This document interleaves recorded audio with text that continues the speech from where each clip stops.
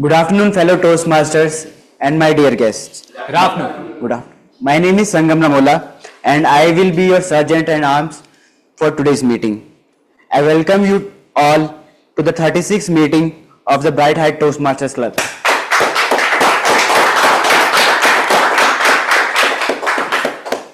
So, let me begin by telling you all about Toastmasters International. Toastmasters Internationals is a non-profit educational organization that builds confidence and teaches public speaking skills through worldwide network of clubs that meet online and in person. In a supportive community or a corporate environment, members prepare and deliver speeches, respond to impromptu questions and give and receive constructive feedback. It is through this regular practice that members are empowered to meet their personal and professional communication goals. Founded in 1924, the organization is headquartered in England, Eaglewood, Colorado, approximately with 270,000 members and more than 14,200 clubs in 148 countries. We provide a supportive, positive learning experience in which members are empowered to develop communication and leadership skills, resulting in greater self-confidence and personal growth. Before starting the meeting, I would like to mention the ground rules we follow in our Toastmasters meeting. First, please turn off your mobile phones and put them in silent mode. I will give you 20 seconds as these are sensitive topics. Oh, sorry.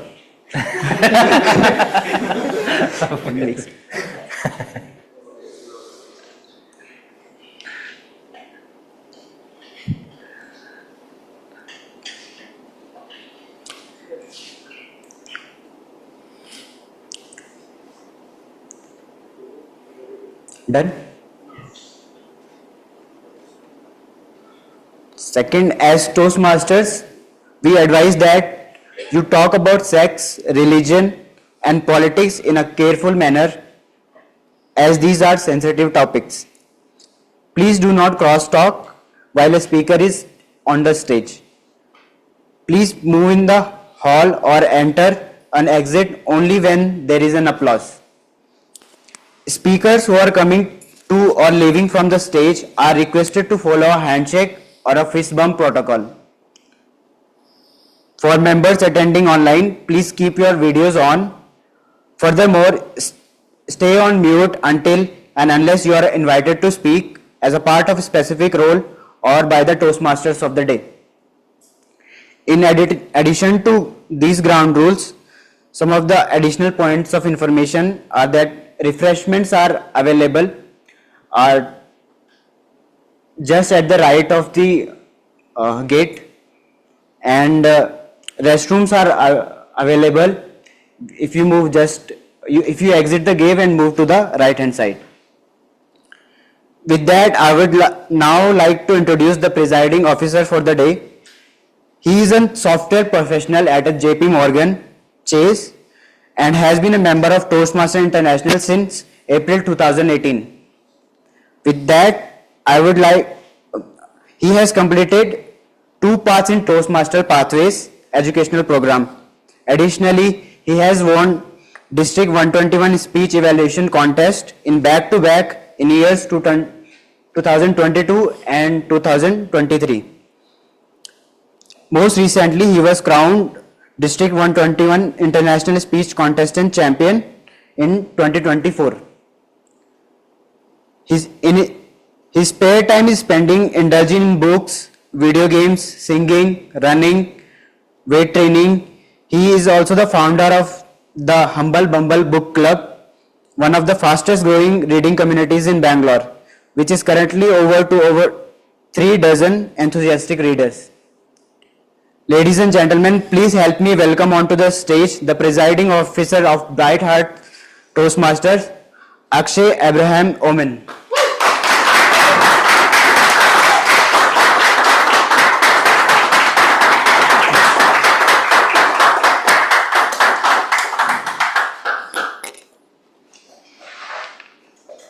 Have a seat. Good afternoon, everyone. Good afternoon. How you doing? Good. Exciting meeting in store for all of us today because it isn't just any regular meeting. It's going to be a speech marathon. All guests who are in attendance here today and who are unaware about Bright Hearts Toastmasters, Bright Hearts Toastmasters was established on September 1st, 2024. In our 10-month history, we have accumulated an active roster of 40 members, close to 18 pathway level completions, and most importantly, we have secured 9 out of 10 Distinguished Club Program points, which makes us a President's Distinguished Club in our very first year.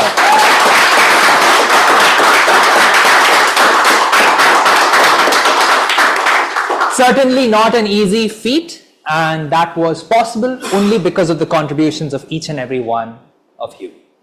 Before we begin this meeting, I would like to introduce some of the guests to come on stage. As I call you or point at you, you can come onto the stage, tell us your name, how did you find out about Bright Hearts Toastmasters, and why you are here. Your name, how did you find out about Bright Hearts, and why you are here. Sir, can we begin with you? Yes. Let's give him a big round of applause.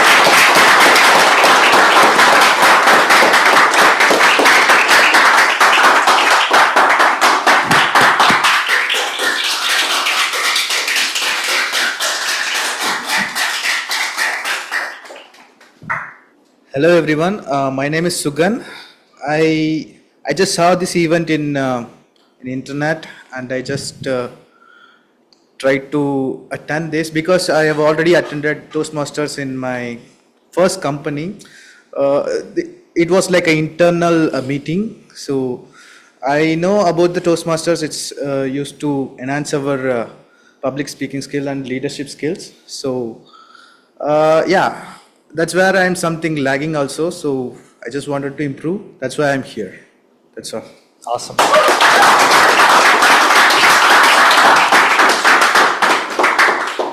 Thank you so much, Sugan. Sugan. Where are you from, Sugan? I'm basically from Madurai, Tamil Nadu. Madurai, Tamil Nadu. Great. Don't worry, Sugan. Bright Hearts Toastmasters, and any Toastmasters club, by the way, is a place where you can come onto the stage, make mistakes and learn, right? So hoping you come to more meetings, see how we work, and who knows, maybe you can become a member as well, Sugan. Why don't we go to you, sir, in the black shirt? Why don't you come on stage? Come on stage. Yes, come. Let's give him a big round of applause.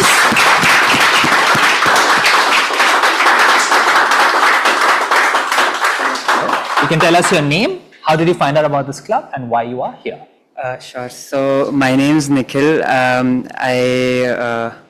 Where from, right? So I'm from Ahmednagar. It's a small town in Maharashtra.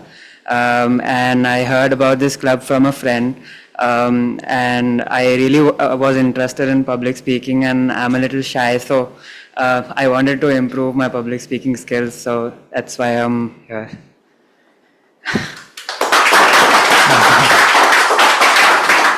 Awesome.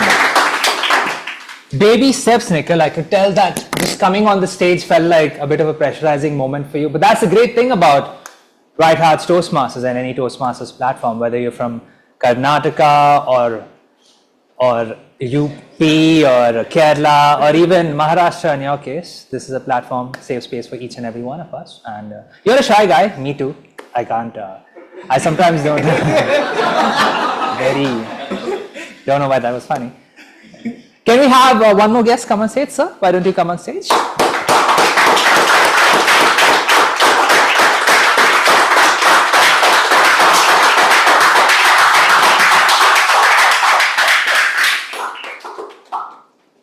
Let me do 1 minute. You can hold on to it. Okay. Yeah. Hi everyone. I am Akshay. I'm basically from Belagavi, which is in. Yeah. Again, one more Akshay. Yeah. I'm from Belagavi, which is a border of Maharashtra, Goa, and Karnataka. So basically, I am here for 3 things. One, to overcome stage fear. Second, to build confidence, and to build my public speaking skills. Yeah, I heard it from my manager. So I have joined this club through Akshay. I think I have attended one of his session in HSS Toastmaster, which is just behind. So in continuation of that. That's all.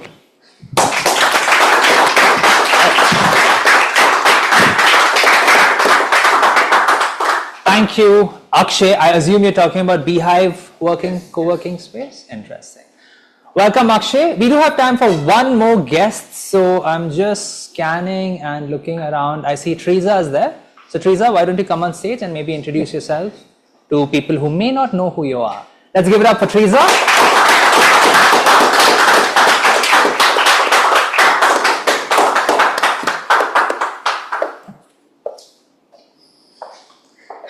Hi, my name is Teresa. I am here to improve my public speaking skills as well as my confidence. I came to know this by my friend. Her father used to come to Toastmasters Club, the Koramangala one. That is how I came to know. Thank you.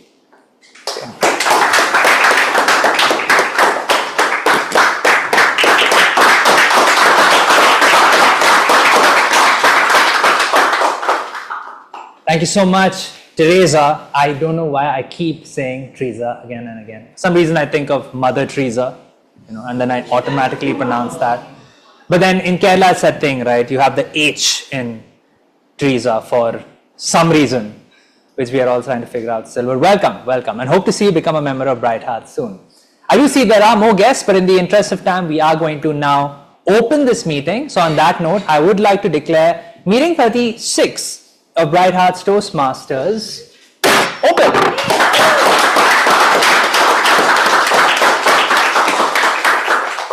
Today we have amongst us 10 power-packed speakers who are going to deliver 10 power-packed speeches. As the format of today's meeting is very unique, I urge every member and every guest to do this one thing. Pay close attention. See how much you can absorb of all the 10 speakers in terms of content, in terms of things they're doing well, and things you would like to inculcate when you come on this stage. Feel free to make use of a phone, a notebook, or any digital writing device to do that. But if you want to make the most of today's speech marathon, 3 words. Please take notes. On that note, to kickstart this speech marathon, let me welcome on stage the Toastmaster of the day, for the day, who is going to teach us about all the different challenges that we can overcome and bloom in despite whatever circumstances we go through. Please welcome on stage one of the newest and brightest members of Bright Hearts Toastmasters, Toastmaster Bhumika Yadav.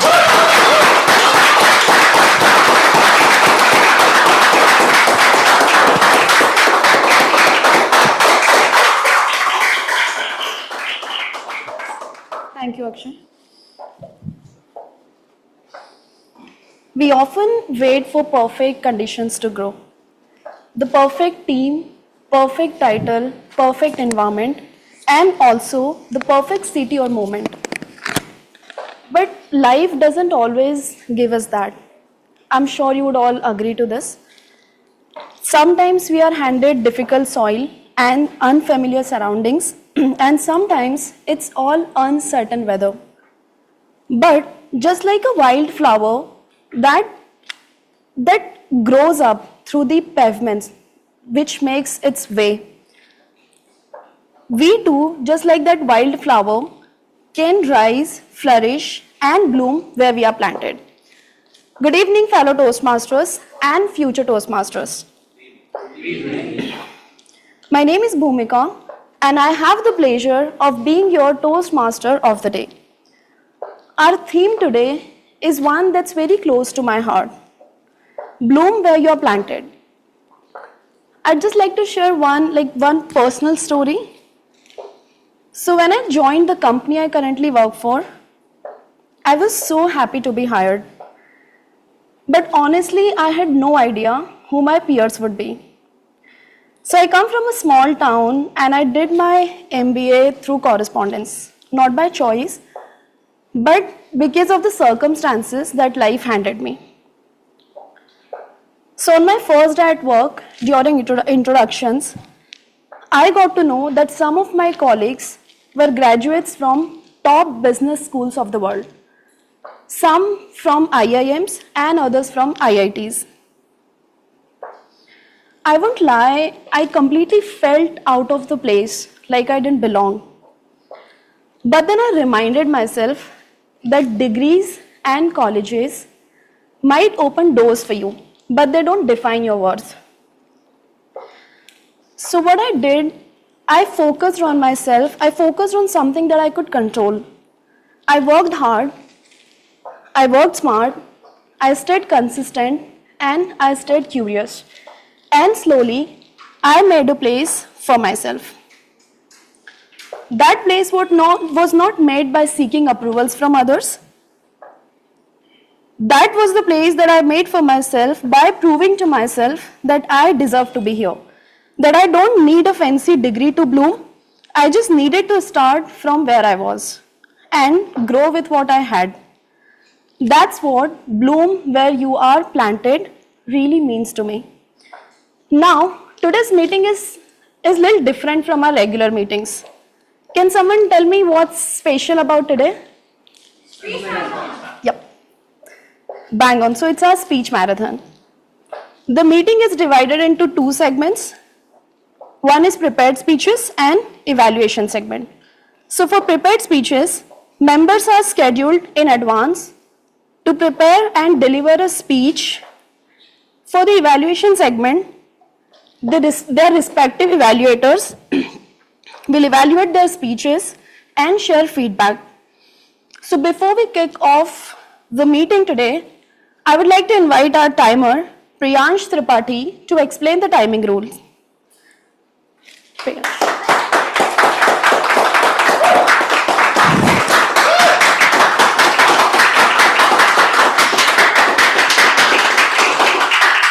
Hi everyone. Good evening everyone.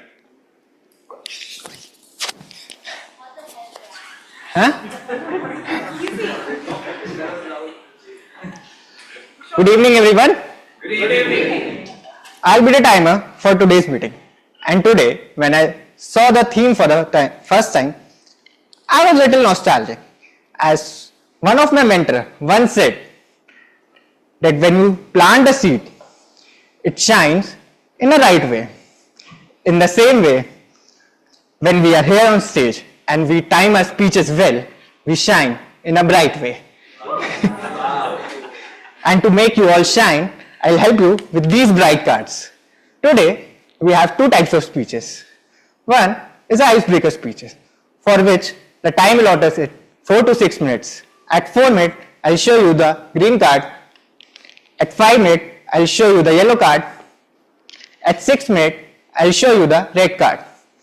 And for the other speeches, the time allotted is 5 to 7 minutes. At 5 minutes, I'll show you the green card. At 6 minutes, I'll show you the yellow card. At 7 minutes, I'll show you the red card. For the evaluation, the time allotted is 2 to 3 minutes. At 2 minutes, I'll show you the green card. At 2 minutes 30 seconds, I'll show you the yellow card. And at 3 minutes, I'll show you the green card. Thank you.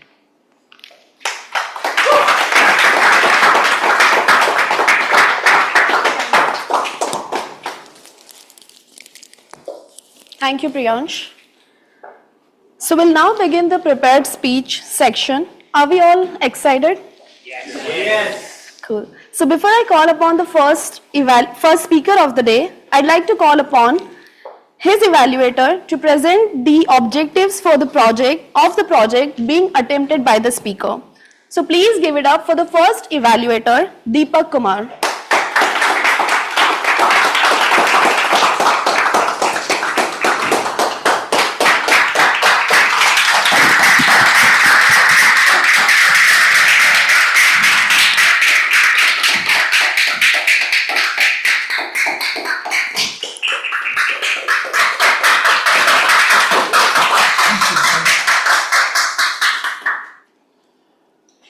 Hello, Guri.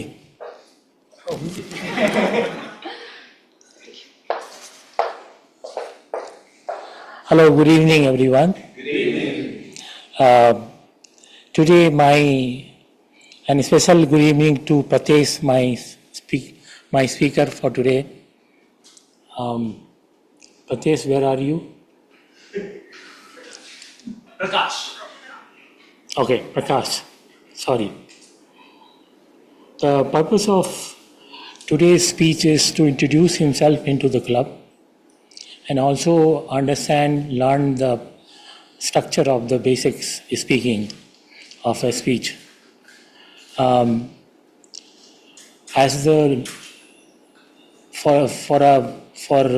As he completes his speech, I would request all of you to give him a standing ovation, as it is today's his icebreaker speech.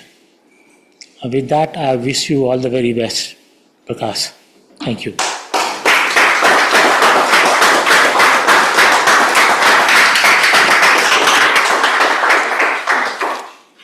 Thank you, Deepak. So as we move through our speech marathon, I would be sharing some short stories, some inspiring stories of people who bloomed where they were planted despite the odds, and I hope those stories will spark something in you just like our speakers will. With that, I'd like to welcome our first speaker who finds joy in books, flavors, and solo adventures. And when the weekend hits, you'll find him in deep computer programming. So please welcome Prakash Sahu.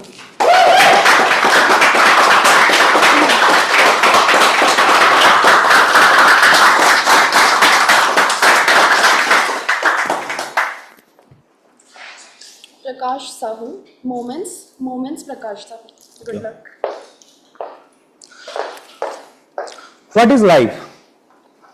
A series of events, or it's a collection of moments that lift us, shape us, and sometimes even break us only so we can rise stronger.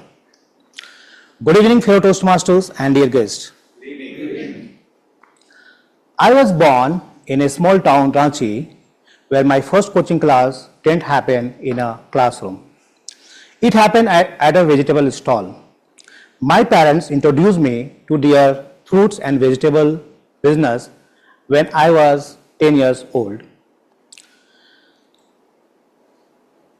Selling more than 2 dozens of fruits and vegetables, each with different prices, and handling 5 or more than 5 customers at a time and calculating their total amounts without a calculator helped me or train my brain to think fast and calculate fast. This early exposure gave me opportunity to be good with numbers and calculations. Obviously, I become extremely very good in subjects like mathematics, physics, and other similar languages. Later, I studied physics, chemistry, and mathematics in one of the prestigious college of Ranchi, St. Xavier's College, Ranchi. As the year passed, my passion grew towards electronics. I once bought a tiny matchbox-size radio, which was having only 2 stations. That radio often broke out. It was made in China.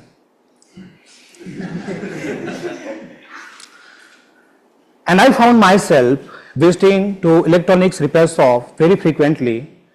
So one day I went and buy a radio repair book and gathered some equipments and started repairing that small radio myself. That small spark of curiosity ignited a deep interest in electronics for me. When I qualified AIEEE exam, that time I have option to study civil engineering in one of the most prestigious colleges of India or electronics in tier 2 college. I selected electronics.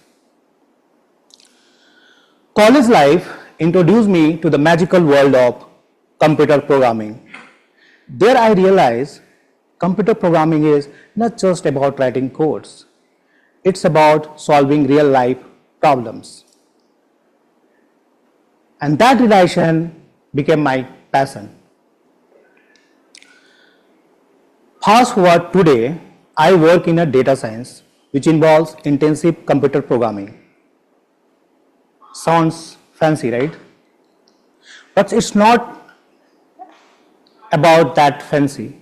It's about making a difference. It's about making an impact. For example, helping one of the top most medical equipments company in optimizing their supply chain so that life-saving equipments reaches hospital on time, or working on accelerating in the adoption of electrical vehicle across the globe so that we can make our planet greener. All this journey have also taken me to the many places around the world, literally flying business class to move around inside the majestic Buckingham Palace, from visiting the historical walls of British Parliament to the scenic beauty of Scotland. One day, I approached my manager and I asked, I want to go for higher leadership role.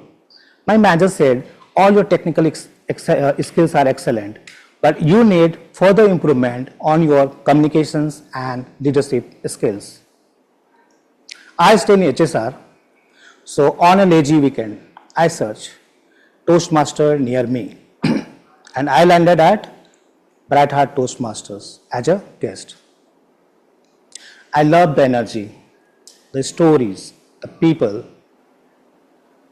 and here I am today as a member to work and improve on my communications and leadership skill. I am grateful to be mentored by veteran Toastmaster Akshay and DTM Arundhati. I see so much to learn from each of you. So thank you very much for being part of this journey. Let's learn and grow together, one speech at a time. Thank you very much.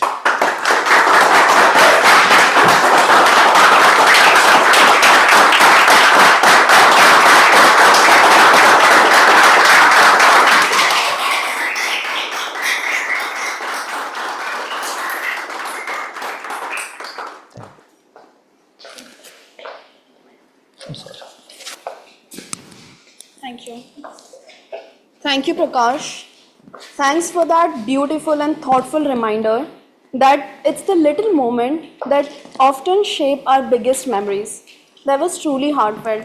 And when you mentioned about the radio thing that you tried to repair that, it actually reminded me that every time when I was growing up, I used to see my father repairing like one or the other electronic items. So I don't call him Dad, Papa, I call him Bob. If you have seen that Bob the Builder cartoon, karke dikhayenge, like we'll definitely do. So I call him Bob. So thank you so much for that. Now, moving forward, to set the objective for the second speaker's speech, I'd like to welcome the next evaluator, Srinath. Please give it up for Srinath.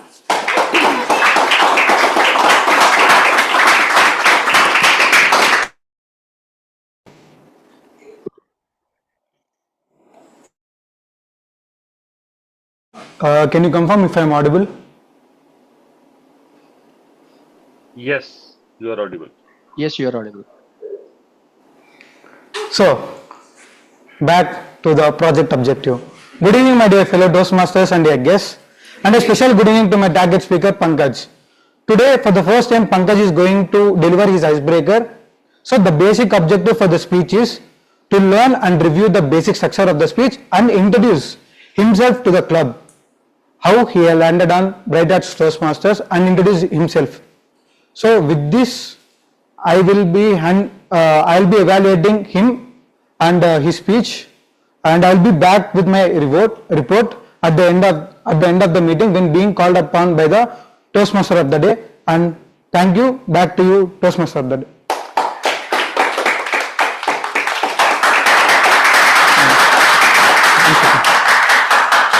As a tradition, once the speech is done, we will be giving a standing ovation to the speaker. And with this, all the best to my target speaker, and back to you, Timon. Thank you, Srinath.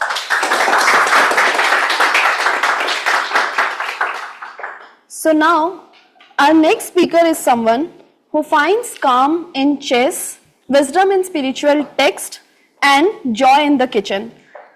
Please put your hands together for Pankaj Sakla.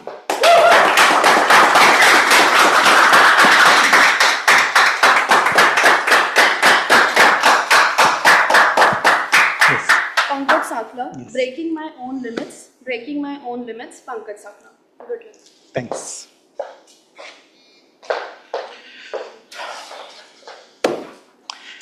Good evening, fellow Toastmasters and dear guest. I am Pankaj Sakla. Today I would like to share my journey with you all. So, I come from Rajasthan, one small town, Byawar, where summer is so hot, even camels are also looking for air conditioner. So, I would like to share my journey in the few chapters. So first phase, where it was the time 2000, it was 2004 when we got our first computer at home. So it was very super computer with the highest configuration of that time, Pentium 4 with the 256 MB RAM and 80 GB hard drive with the Windows 98 installation. And I was so curious, exploring every day that, and that was the time around when Windows XP was launched. So again, I got another reason, like every day I'm thinking how I can install the Windows XP and explore it. So this was the time. So one afternoon when my father, after having lunch, he was resting. So in office when no one was around, I was curious. I thought like, okay, let's open the PC and how my PC can have dust in it. So let's clean it up. So I opened it and all the RAM and CPU, processor, fan, everything I opened and cleaned it up. But I didn't know it how to reassemble it. Okay, so somehow I reassembled with the force and but when I have reset up the PC, it was not working. Okay, no beep sound, nothing, no display. Soon I realized like I did something wrong. So I was so scared and I escaped. I knew it, I did something wrong. So in evening when my father about to use the PC, he knew it, who did something with this. So I accepted my mistake in front of my father. My father looked at me. He just smiled and said, better next time see you don't do this. Okay, fine, whatever it is, you coordinate with again that computer person and get it fixed. That time I realized that curiosity is okay, but with the guidance it become more powerful. So my next phase was when in 10th class, by the time of I completed my 10th class, in summer vacation I done one computer networking course and computer assembling, installation, everything. I learnt about it, and by the in part time after schooling I started helping some other relatives and some local shopkeepers, and I started earning also using my skill set. So with the always very proudly carrying the that bag of CDs with the installation like all the XP, Windows 98, all the required software whichever the shopkeepers need. So with the screwdriver and all, and by time of 12th I almost assembled more than 40 PCs and I used to get the call, and this was the time when I learned, in this phase I learned that how to use your skill set to earn and how do you maintain the trust and build the trust with the people. Next phase, when I joined NIIT for my BSc IT, I did my graduation from BSc IT NIT. So that time I learned C# programming language, so curious. So I requested my teacher, can I work here as a lab coordinator so that I get opportunity where, what is the reason behind joining there as a lab coordinator, so that I can get more high speed internet access and full day access of the PC in the lab. So my major role was to helping the students to book their PC for the next day, and new students who will be joining late the course, so their leftover syllabus I will be covering for them, and sometime I was helping my seniors also to complete their assignment in the lab. So that is how it has given me strongest foundation for my technical learnings. So from there, my next phase, I came to Bangalore for my post-graduation, and I did my MCA from Dayanand Sagar College. So there I never used to ask any question in my first semester, not because of I don't have the queries, but I should not speak something wrong in the English, or someone should not judge me.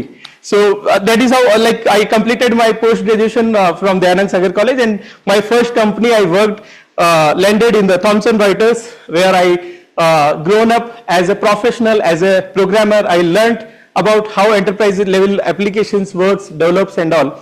So in 2017, I started my own company. It's called 360 IT Private Limited, where we are helping businesses for their ERP implementation, software development, mobile app development and all. So to conclude my journey, from breaking PC to building a company, every time I take one, I break my own limits, and I go out of my comfort zone. Even today's my speech is also one of that, breaking my own limits. Thank you so much.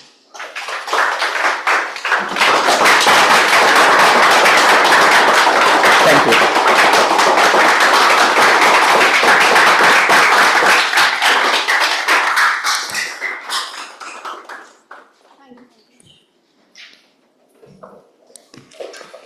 Thank you, Pankaj, for that reminder. It was so inspiring. You reminded us that it takes real courage to grow beyond what you are capable of. Thanks for that. As we move forward, I'd like to invite the third evaluator on this stage to set the agenda for his target speaker. Please welcome Twinshu Parmar.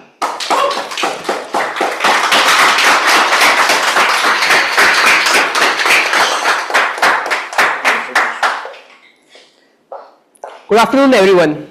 Good afternoon. My target speaker, Pooja, is attempting her level 1 project 3, which is body language and vocal variety. She will be presenting and focusing on these two things. And I request timer, the timing of the speech is 5 to 7 minutes. And all the best to my target speaker. Thank you.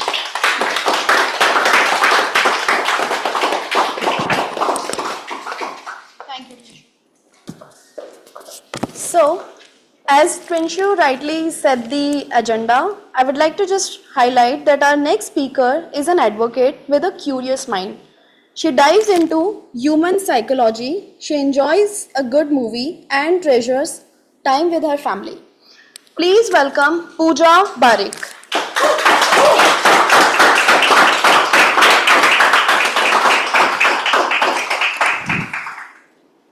Pooja Barik, When Romance Met Reality, When Romance Met Reality, Pooja Barik. Thank you. Thank you.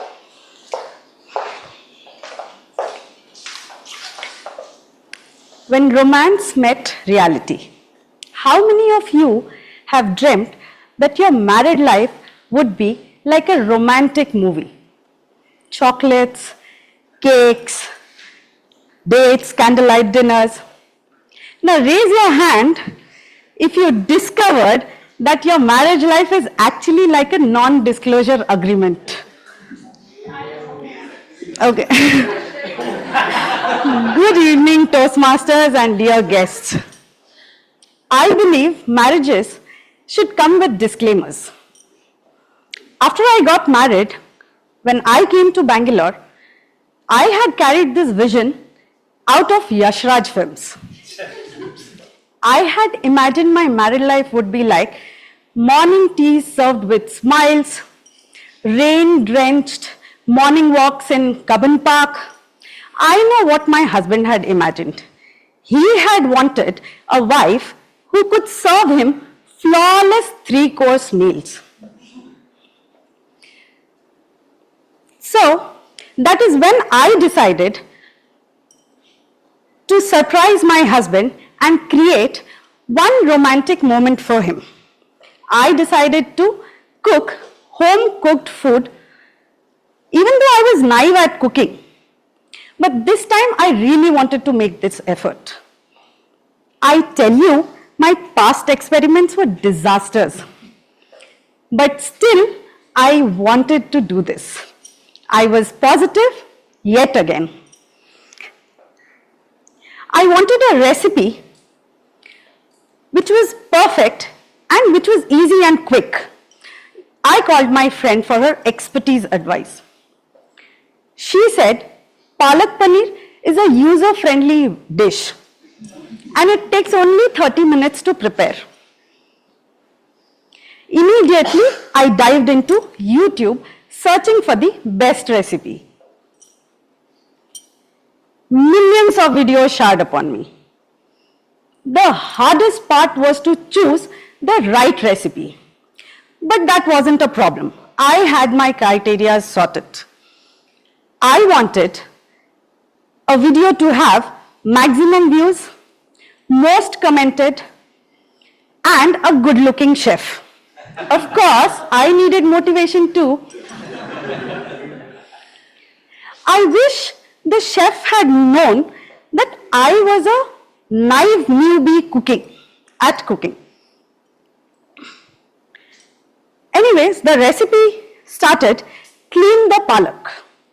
What it said was not to inspect each palak as a forensic scientist, not to cut the bunch at once, and not to dissect each leaves.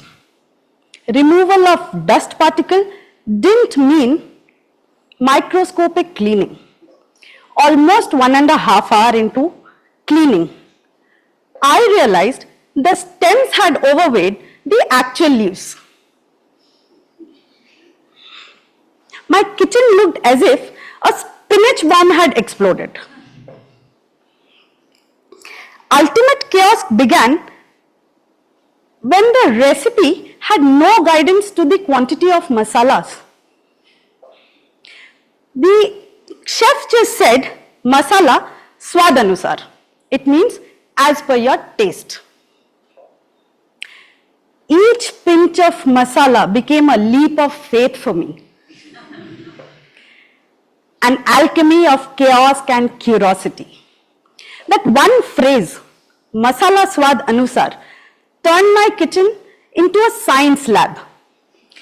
Add salt, taste. Add garam masala, taste. Too bland, add chili powder. Too spicy, add some cream to it. Now it tasted like dessert. 2 hours into this quick recipe, I tell you, my kitchen looked like a spinach crime scene. The paneer cubes were looking like eraser. The curry was no more green. I observed my husband waiting for the palak paneer had almost aged.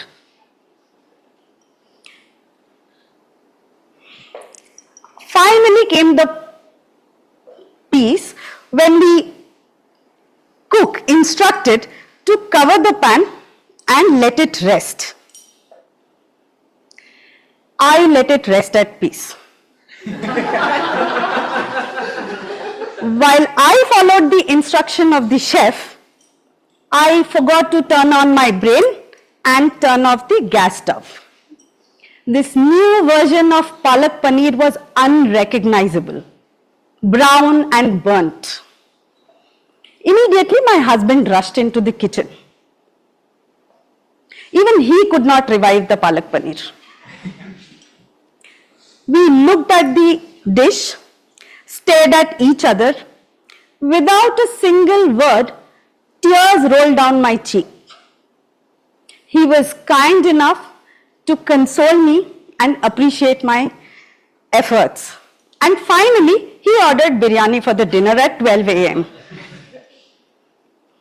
That night, I learned 2 lessons. 1, married life isn't about perfect meals, but it's about laughing through the burnt experiences. You all will agree to it. And cooking needs patience. and a fire extinguisher, maybe. Thank you.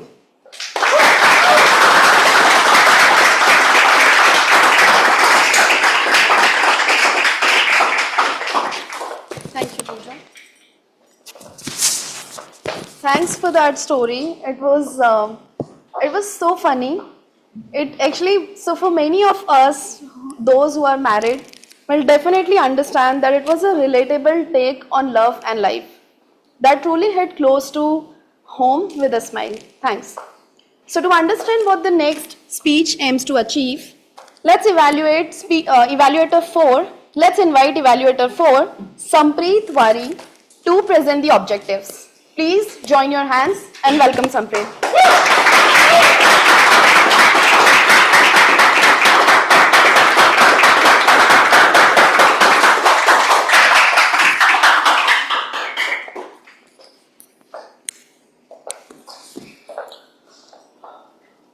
Good evening, fellow Toastmasters and guests. I'm here to evaluate speaker number 4, who is attempting level 1 project 3 of his presentation mastery, which is body language and vocal variety. This project focuses on how he uses his voice and body language to enhance his speech. I'd like to wish all the best to my target speaker, and I will be here with my evaluation once called upon by the Toastmaster of the day. And before I go, I am also here to evaluate one more special thing, that is, how loud can you guys cheer for my target speaker? I know he is attending online, but let's make sure that he feels the vibe of this room once the Toastmaster of the day calls his name. Sure. Yeah. Thanks.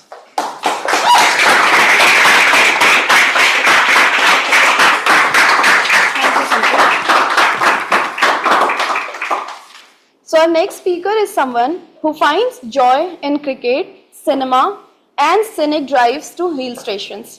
And above all, he loves spending quality time with his kid. Please give it up for Gautam Surishetty.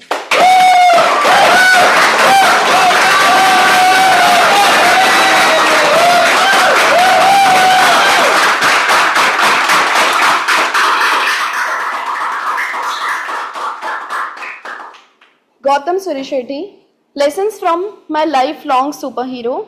Lessons from my lifelong superhero, Gautam Surishetty.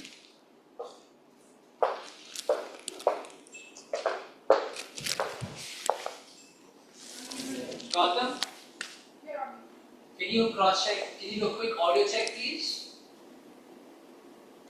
No.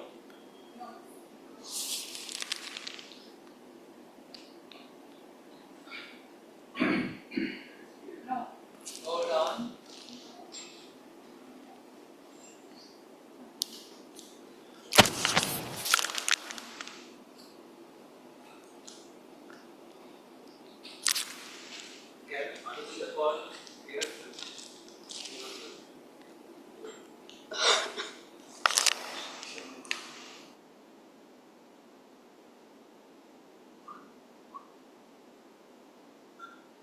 Am I audible now? Now you can.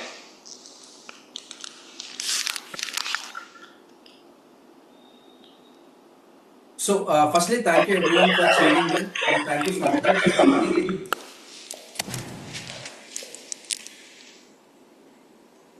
Lessons learned from my lifelong superhero. How many of you like superheroes? I guess I can see a couple of hand raised in the room. I have,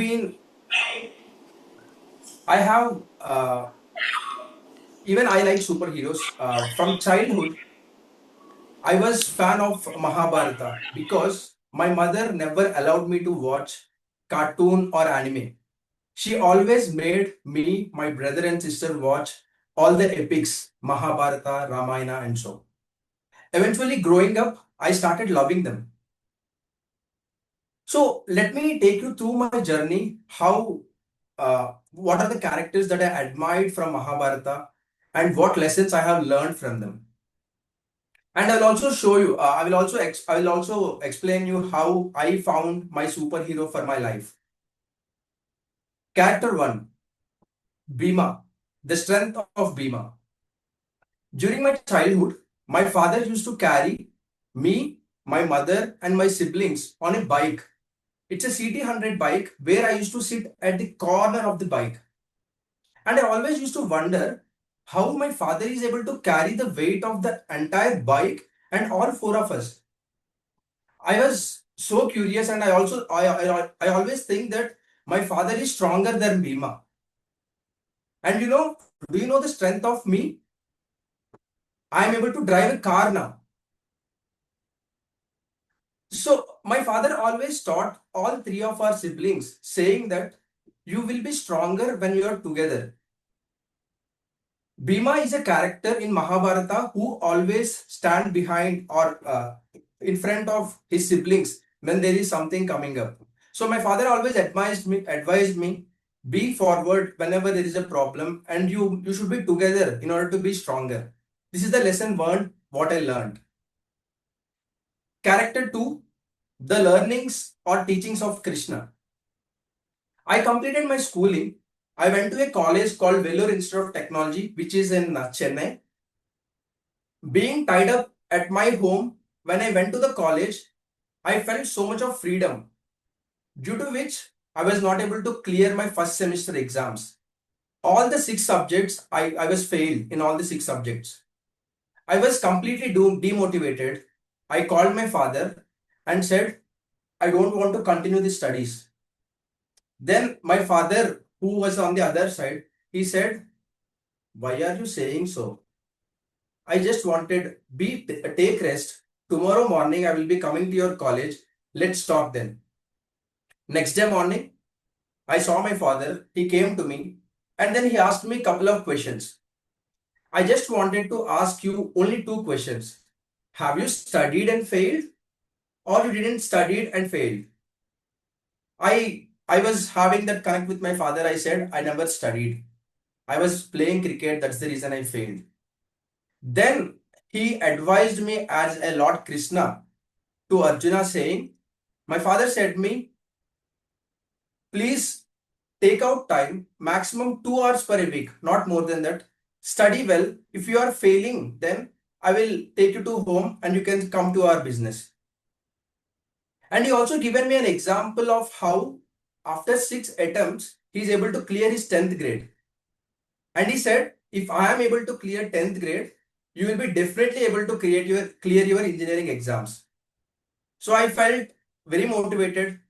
I spent 2 hours a week and I was able to complete my engineering. Everything changed then. After my engineering, I couldn't find a job. I always want to go into a mechanical job. I couldn't find a job. And then I was sitting at home, playing with friends, going for cricket, going to movies, cut, copy, paste, same thing repeated every day. It was noticed by my father. My father saw me that I am becoming lazy and I am going into my comfort zone. He started kind of insulting me in front of people. I will say an example. One day I went out playing cricket, came to home, and then he started saying, buffalo came in. Feed him some food. He will eat the food, go out, play and come back. At least buffalo gives milk. He is useless. That is one incident which made me feel so bad. I was completely down on that day. And then fast forward now, even though I felt bad, I feel so happy that my father scolded me on that day or insulted me on that day. He always wanted me to go out of my comfort zone and be successful. So he always thought good for me. That's the reason I'm happy and I'm here today. The lesson I learned from this is always try your best, give your best, results will be an automatical outcome of it. The character 3 I admire of Mahabharata is Karna. My father, we had a family business. We gone into losses. He was very down. And my father used to always support his friends and family. But during our tough times, no one supported us. But my father never given up. He said, we need to support, never give up, support people. And he always used to say us, look at people who are not having food to eat. Be happy with what you have. And even though people doesn't support you, be kind to people. That is something what I and my siblings have learned from my father. Be supportive, be humble, and be down to earth. So, out of these three characters which I admire, all put together, my father is not a superhero. My father is he has always displayed the characters of all the superheroes. Bhima, Krishna, and Karna put together is my father to me. He is my real life superhero. One thing I just wanted to say to everyone here: we see movies, we admire our heroes, we go for playing cricket matches, but sometimes we are busy in our daily life and we foresee that our parents are getting older, right? I wanted you all to notice that our parents are getting older. Try to get some time, spend quality time, share the stories, share happy smiles, and be happy. So to conclude, the superhero for me is my father, who is my lifetime superhero. Thank you.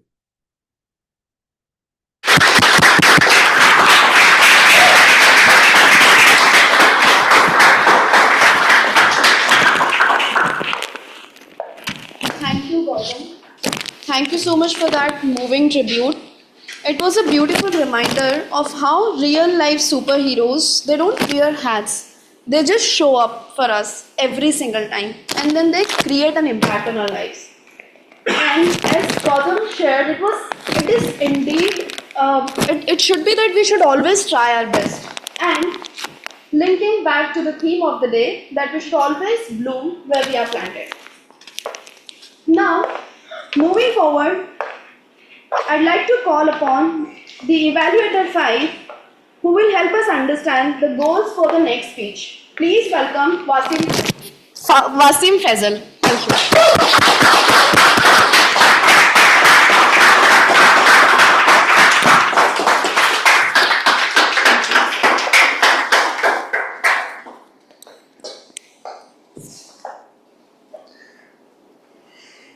Good evening, Toastmasters and my dear guests. Our next speaker is attempting Level 1 Project 4, the first speech of the Level 1 Project 4. So the purpose of this speech is evaluation and feedback. So he will be giving a speech on any topic, receive feedback, and then apply in his next speech. The timing for this particular speech is 5 to 7 minutes. All the best to my target speaker. Back to you.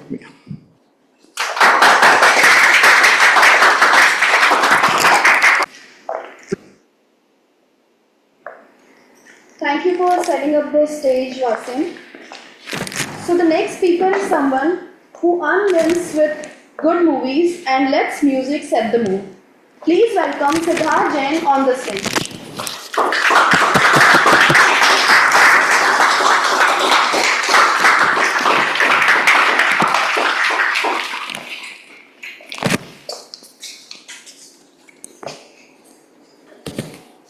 Siddharth Jain. When my roommate fell in love, Siddharth Jain. Good luck. Thank you.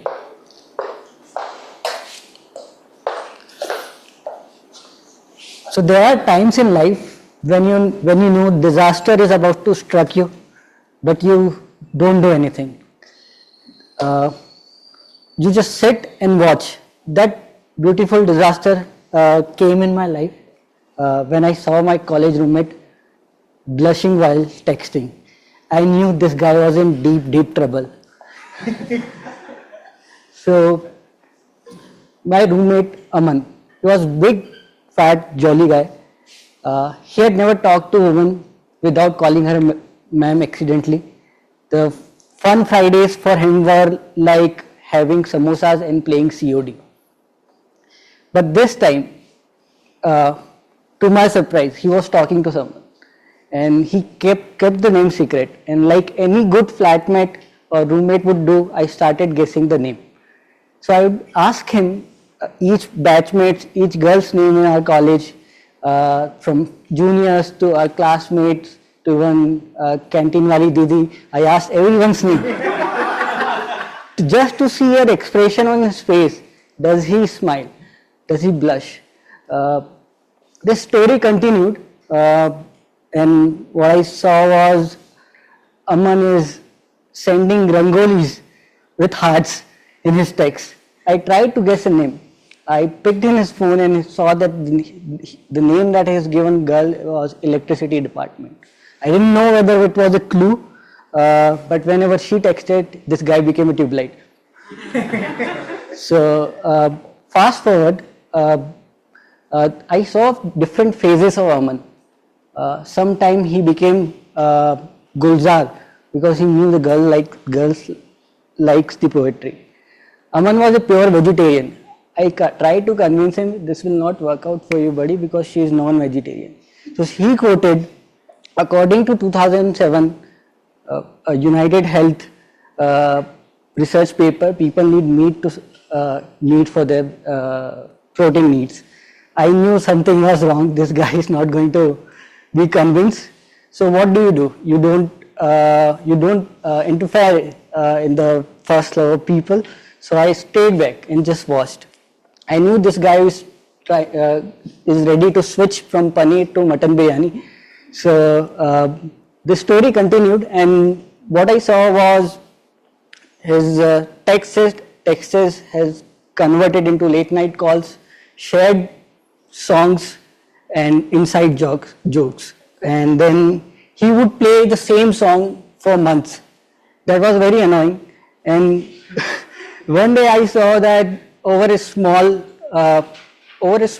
misunderstanding, they had a fight, and Aman decided that enough is enough. Siddharth, I'm going and telling her everything. It's like telling her what? It's like I'm going, like going where? It's like I'm going to girls' hostel. Like, don't be Kabir Singh today, bro. So, but he didn't listen to me, and he was outside the girls' hostel holding a bunch of chocolates in his hands, and he confessed everything, honestly, raw and awkward. So, and the girl smiled and said, Aman, I just want to be friends. So I saw Jolly Aman very sad and quiet. The guy who was trying to be Gulzar, who was trying to switch side, wasn't even ready for a COD on Friday night. I offered him samosa, he said no. So time went on, time passed, and I saw that Aman, after a few weeks, is back. He's not listening to the same songs. He's a little bit quieter, little bit wiser, and still full of love. And with 2 samosas in his hand and one controller to play COD again. So what did I learn from this? We cry, we fall, we spam people sometimes with emojis, but we learn to pick ourselves up. And that's what the life is. And my learning from this is, you can warn your friends, but you can never stop them from falling in first love. And maybe we shouldn't, because first love for some people is not just a loss, or it's not just a heartbreak, it's a rite of passage that everybody should go through it, because it teaches you more than college classes. It teaches you sometimes more than what a professor would. So that's what I think, that when your friends fall in love, you can warn them, but not interfere, and wait and watch that beautiful disaster. Thank you, everyone.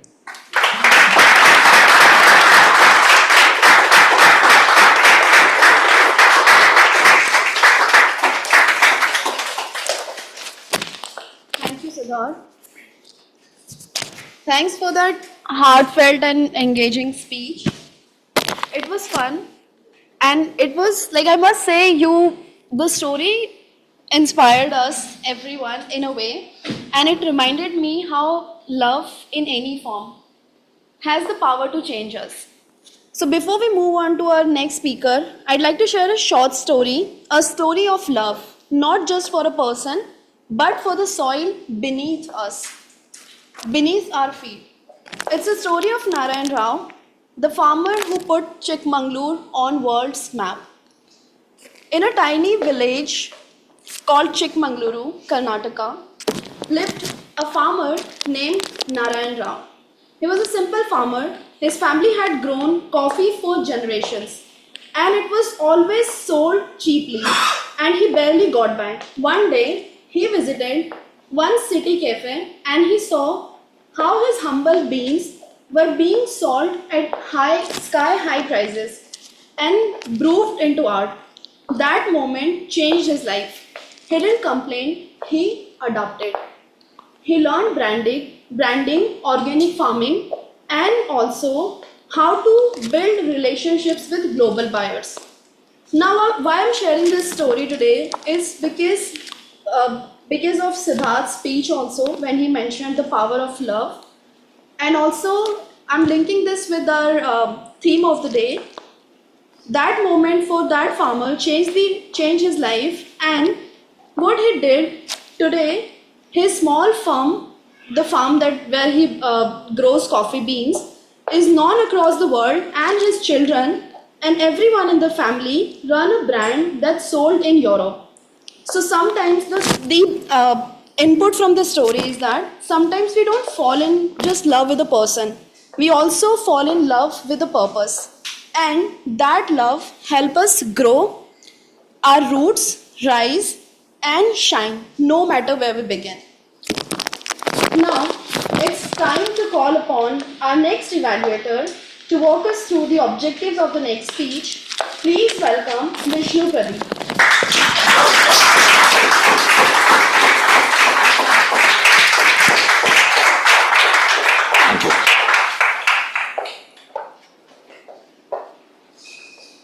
Thank you, Toastmaster of the Day. Bright Hearts, Toastmasters, dear guest, and my target speaker, a very good evening to all of you. Today, my target speaker is attempting Level 2, Project 1. The purpose of the project is to learn about different communication styles and also to identify his or her own primary communication style. The purpose of the speech is to share the impact of his or her primary communication style on others.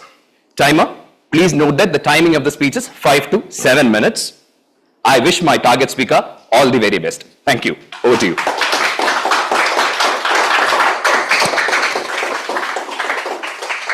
Thank you, Vishnu. Thanks for setting up the stage. So, our next speaker is someone who puts stories on paper, and she always shots in the tennis court. She always brings creativity and energy wherever she goes. Please give it up for Sneha Masalkar.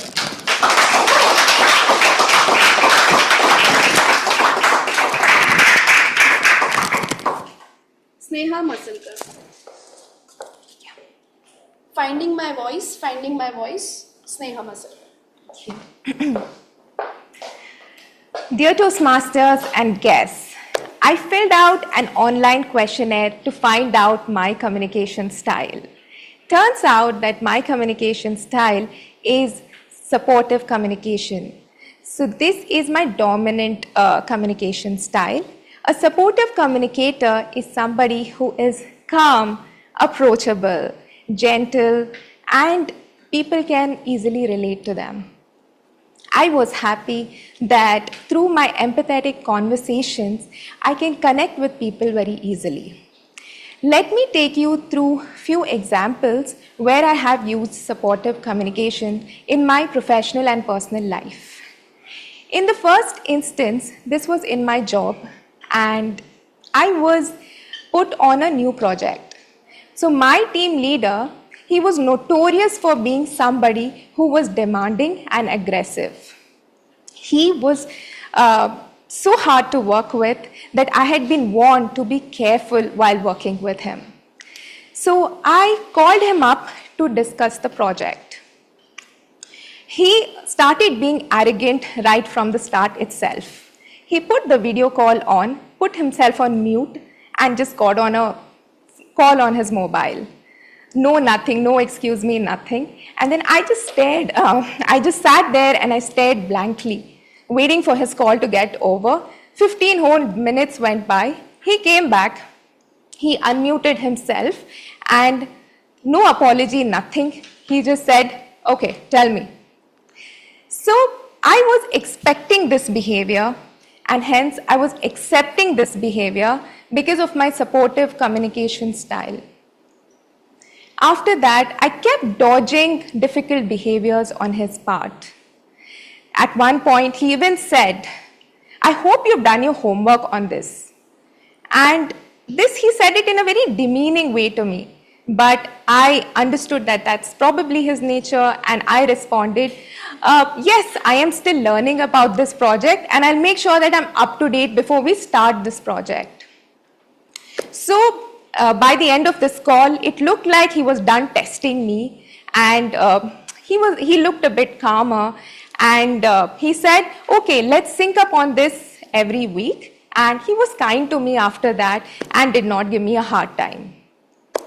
The second instance was when a friend of mine, she was traveling and asked us the customary, what can I get you all?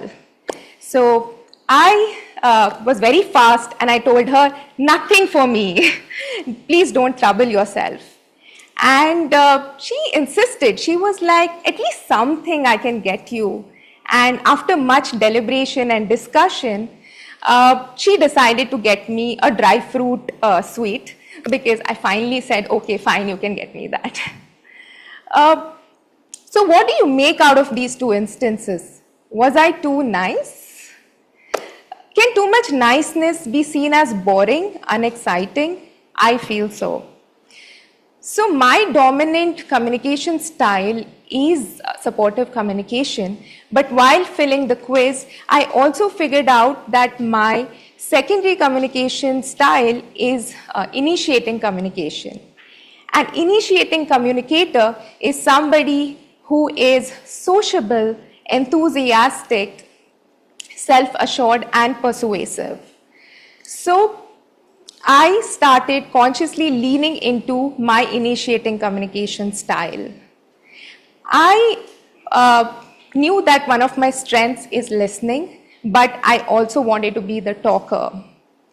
I was happy being calm and gentle, but I also wanted to be enthusiastic, energetic, known to be fun and spontaneous. People find me approachable, but I also wanted to be somebody who's perceived as self-assured and confident. Now, the two examples that I gave you earlier, I was using the supportive communication style there. But if I were to use the initiating communication style, this is how they would go, hypothetically speaking.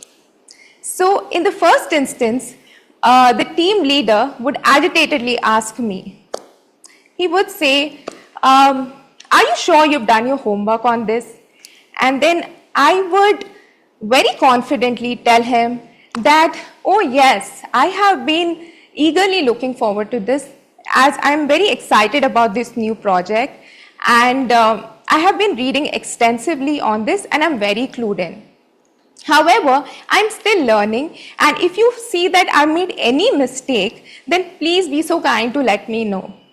If I handled it this way, I'm sure that the team leader would see me as somebody who's polite, somebody who's a self-starter, somebody who's competent and is self-assured.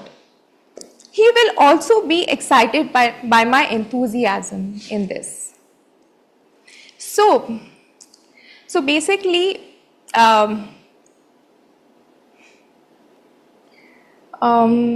he would be excited by this, and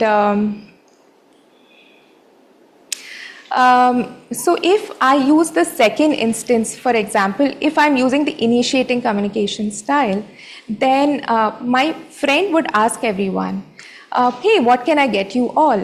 So I would probably just look around at everyone and just figure out some very decent and affordable option. And then I would tell her, I would tell her that probably you can get me a small diary or something, but you don't really need to. And if you do that, if I do that, then my friend would think of me as somebody who's very reasonable and would probably ask me the next time also. So dear all, what I basically want to say is that it's all about how you make the other person feel. By using my supportive communication style, I was able to talk to people easily, be empathetic, have people listen to me and work easily with people. And by leaning into my initiating communication style, I feel that definitely I was able to be more sociable, start difficult conversations, as well as be more confident. Thank you.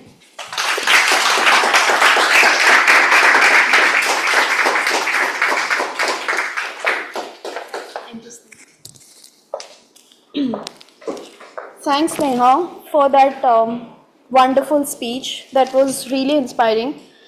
It was indeed a true reminder that finding your voice is the first step to finding your strength. What I feel is not everyone deserves to know the real side of you. You need to show the side of you the people deserve to know. And it's also that people always forget what you said to them, but they will never forget how you made them feel. So, having said this, before we hear our next speaker, let's hear from our evaluators 7 to understand the purpose behind the next speech. Please join me in welcoming Sarthak Das.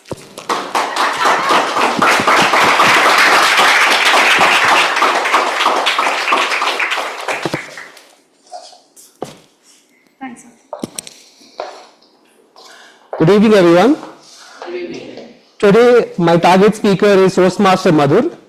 He is attempting his level 2, project 2. The objective of this project is to deliver a speech with awareness on intentional and unintentional body language, as well as also to practice and refine his non-verbal cues and non-verbal communication while delivering the speech. I wish Madhur all the best. Thank you.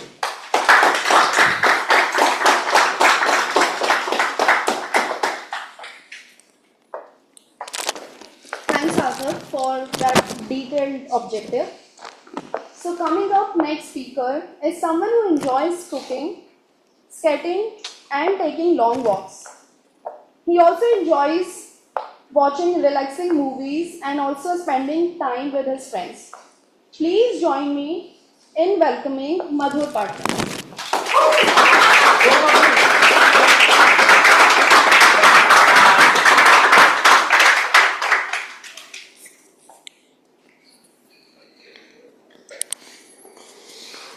Madhur Patil, unforgettable experience, Madhur Patil. Good luck.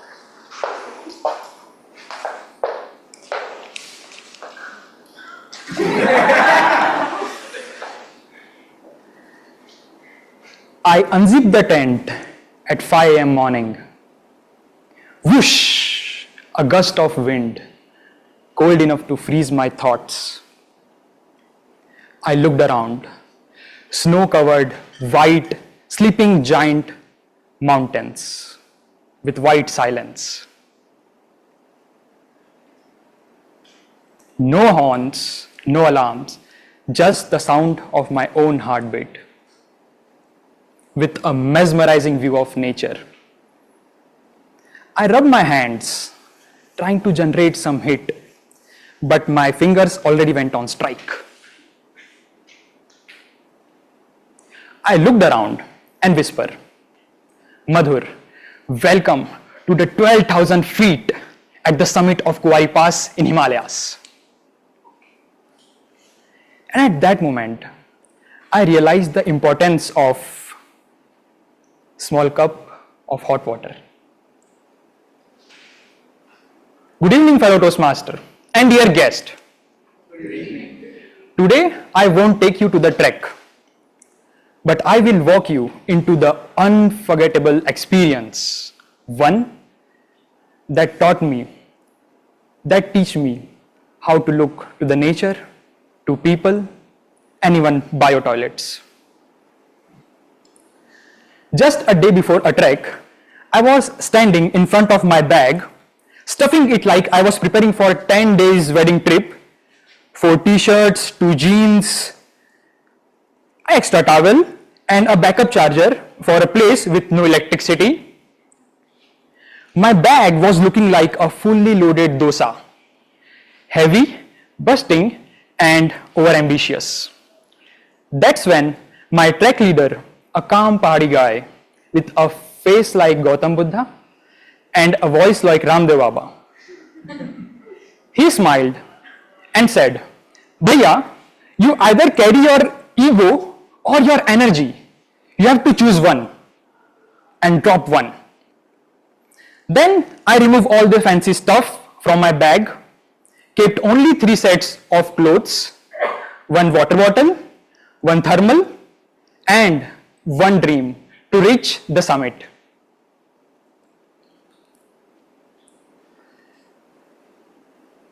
Then I decided to pack a bag in such a manner that I have less things in my bag. And as we climb higher at every step, it taught me something that no school ever did: the minimalism. Minimalism is not about carrying less, it's about carrying what matters. You see, it's not about how much you can pack, it's about how light you can walk.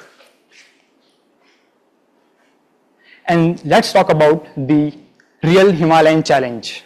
No, not this, no, not the altitude, the bio toilets. Here, you do not sit, you squat, like a real Indian style. Imagine a toilet, remove the flush, remove the water, add a pit and a mud. Because here, you do not flush, you cover that thing with a sawdust, a scoop of sawdust.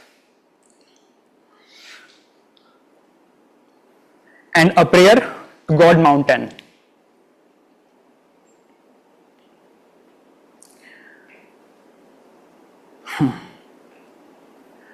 I was in a phase where I learned about a lesson in humility, that water is precious and comfort is a right. It's not a right, it's a convenience. In that tiny little tent, in that quiet moment, I learned to be grateful for nature, for the resources, and even for the single drop of water. After this trek, even the Indian Railway toilets felt luxurious to me.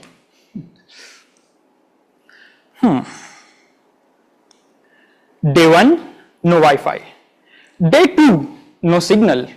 Day 3, I kept scrolling my phone, but the only notification I got was a bird pooped on my jacket. That's when I realized I'm not getting disconnected, I am getting reconnected to the nature and life.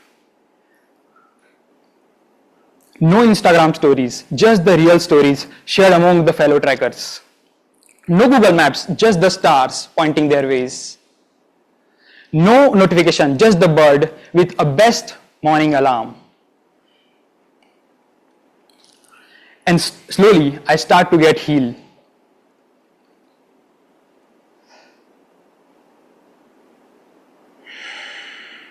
The mountain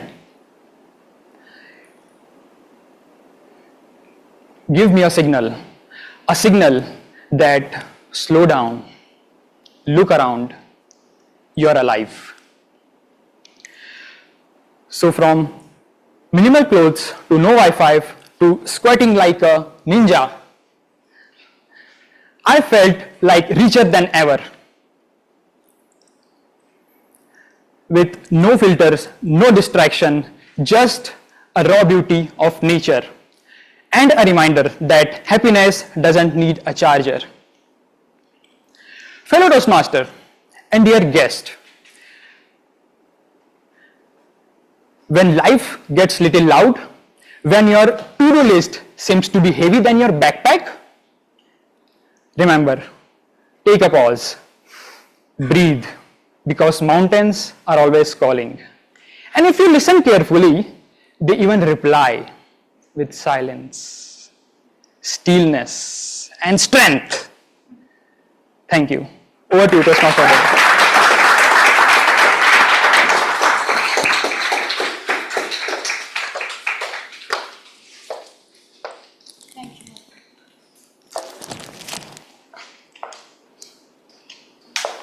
Thank you, Madhu. Thanks for taking us along on such a memorable journey with you.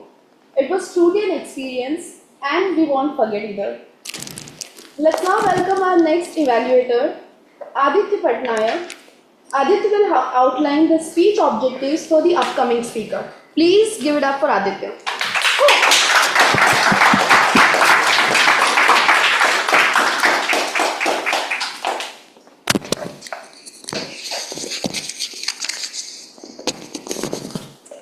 Thank you.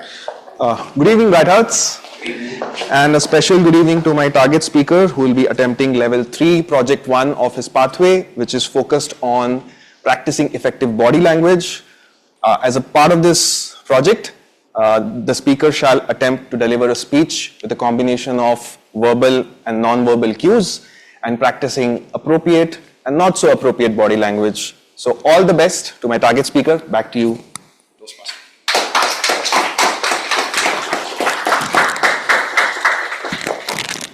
Thanks, Aditya. Thank you for setting up the stage for your target speaker. Now, this speaker, he loves experimenting in the kitchen and he lives by just one simple rule. And that rule is, if it looks good, eat it. Let's welcome Sayuj Wagis on the stage.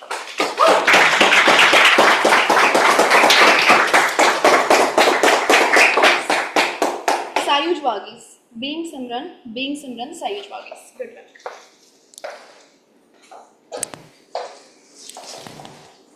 Thank you, Toastmaster Bhumika. Good evening, fellow Toastmasters and guests. Show of hands, how many of you have phobias or fears?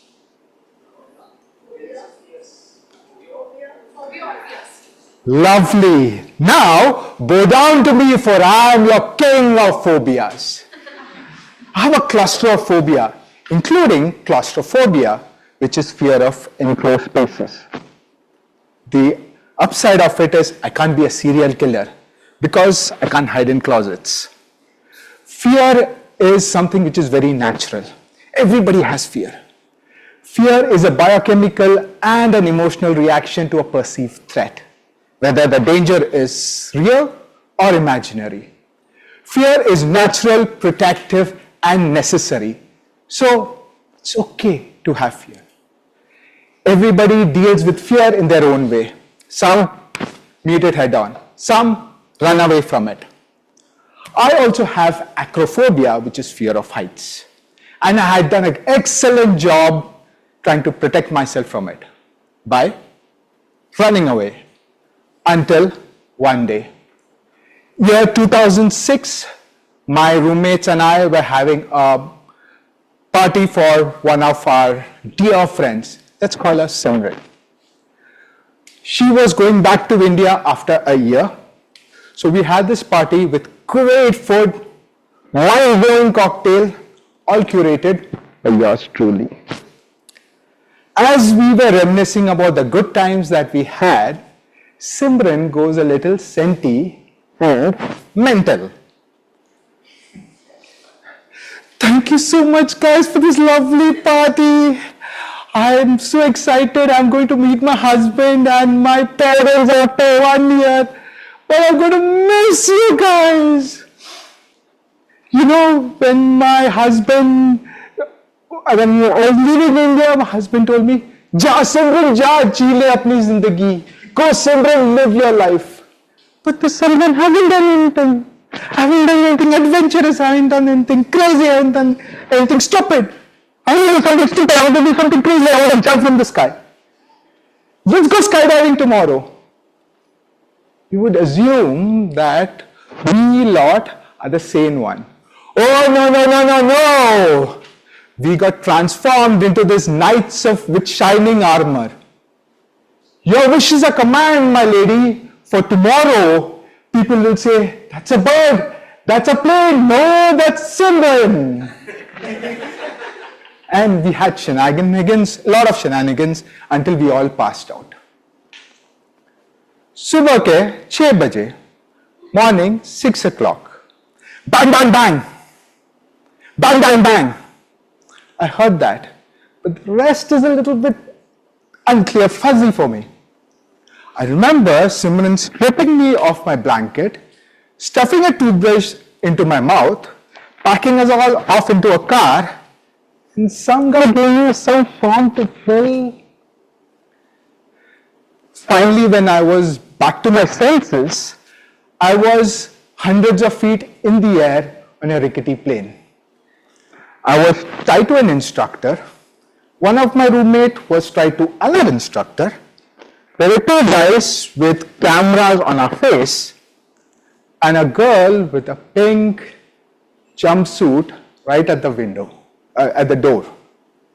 She looks at me and smiles and then jumps. I look at my roommate, dude! I'll never drink again. And before he could respond, the instructor pushed me up to the door. And then I began my excellent negotiation skills. Peace, serenity, calmness. As I opened my eyes, I had a bird's eye view of what nature has created. Those lush green fields, those dense thick forest, that long winding road that we took. It was heaven. It was a moment to cherish. As we stepped back onto the solid ground, I realized one thing. I am also Simran. I am Simran who is now living her life. I am Simran who has broken the shackles of fear and is living his life. And thanks to Simran, a whole new world opened. A world of roller coasters and theme parks. Even today, when I go to a theme park, I'm like a kid in a candy shop, looking at the tallest and the dangerous ride and saying, yes, that's what I want to do. Fellow Toastmasters and guests, fear is a response to protect, to safeguard. Living life is to grow, to bloom. Do not let fears dictate your life. You dictate your life. I found my Simran, and I hope each one of you find yours. And when you do, at the least, you have a story for your next Toastmaster speech. Thank you so much.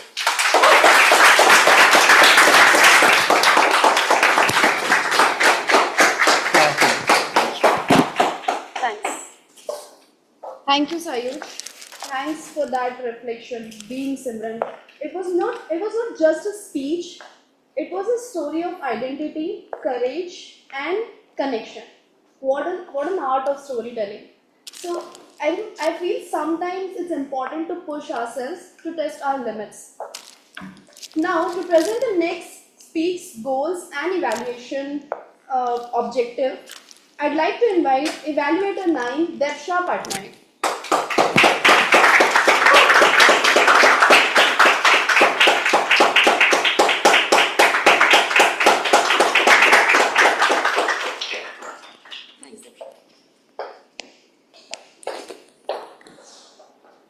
Good evening, everyone. Today my target speaker is going to bloom in her pathway engaging humor, where she'll be attempting her project 3, speech 1, which is to understand her humorous style and attempt it to a speech with a meaningful delivery. With that, over to you.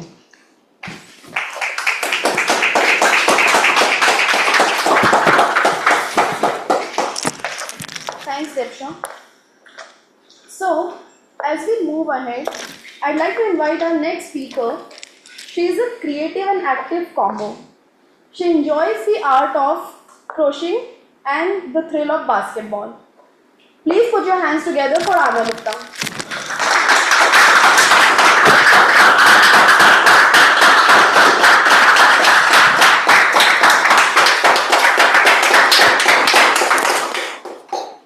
Anna Gupta. Yo, why are they called paintings? Yo, why are they called paintings, Anna Gupta? Good luck. Good evening, Bright Hearts, Toastmasters and guests. It was the first day of college and I had carefully picked my seat, the third bench from the back, in the center. It was not in front and it was far enough away from the back to save me from the command of the teacher. Students sitting in the back row, move to the front please. I thought this was the perfect seat. And it was, until Alan came in and sat next to me. He wore baggy clothes and had baggy eyes. He wore black clothes every day and blinked like emotions weren't a software he had yet updated. He made no attempts at a greeting and looked like he was allergic to small talk. I thought then and there that perfect was miles away. This seat was going to be the end of me. But when he started to talk, it was very clear that the only words that came out of his mouth were either shower thoughts or straight out of a fever dream. At first, his comments started off related to class, if a little odd. Yo, parallel lines have so much in common. It's a shame they'll never meet. That graduated to observational and odd.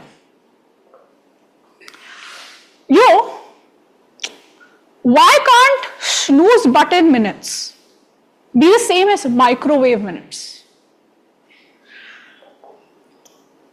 At this point, I was getting worried because his comments then graduated to just plain odd.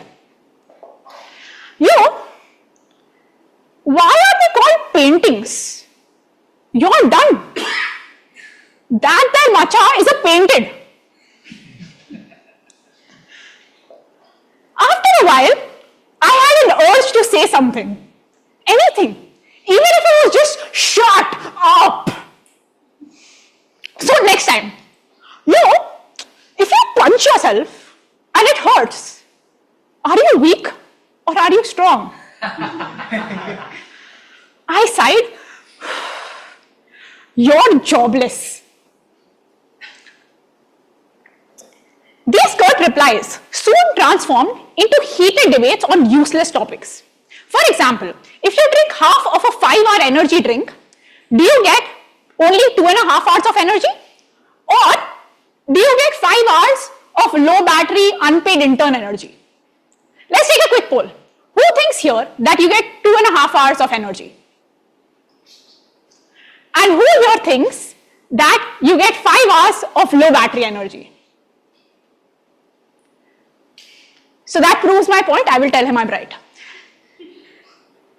These conversations, or rather more aptly, arguments, not only contributed to the funniest moments of my college life, but also helped me form a lively friendship with Alan.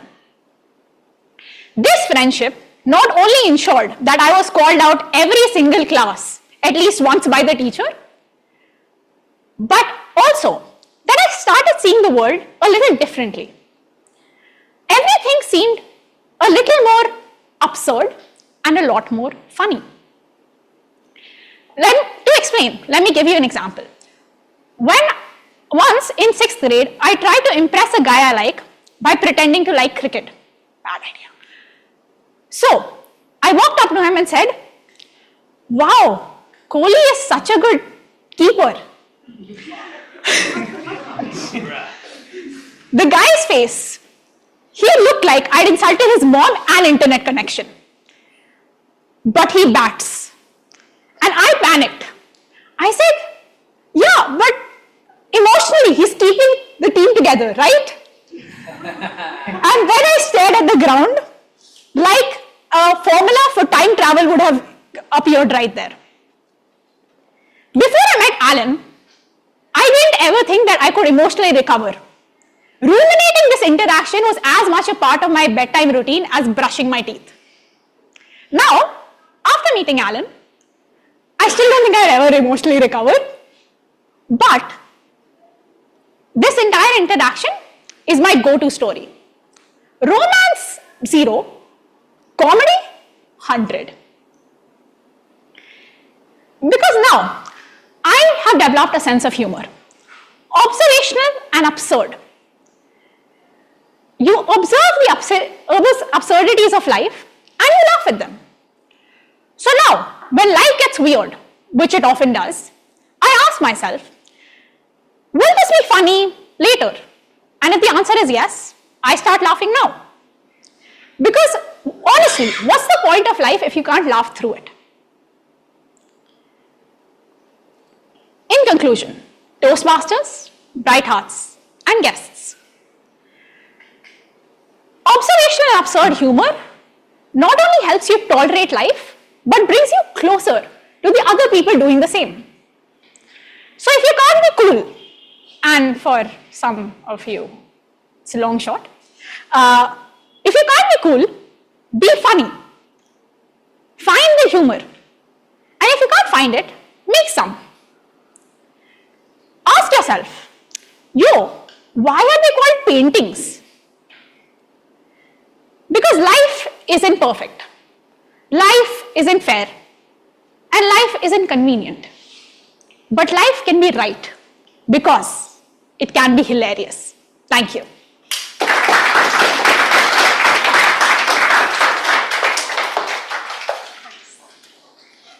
Doing an amazing job. Thanks, Anya. It was really a creative perspective of sharing how you and how others look at something. So it was really creative. And I'll for sure never look at the paintings the same way again.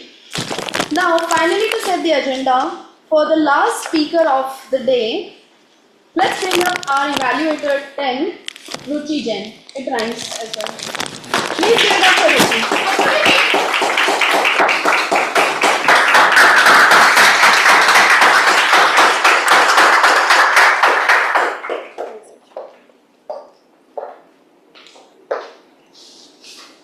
Good evening, Toastmasters and dear guests. Good evening. Today my target speaker is attempting level 3 project 1. The purpose of this project is to understand conflict resolution. The purpose of this project is for the member to develop or enhance their understanding of steps and strategies to address conflict. I wish my target speaker all the best. Over to you, Toastmasters.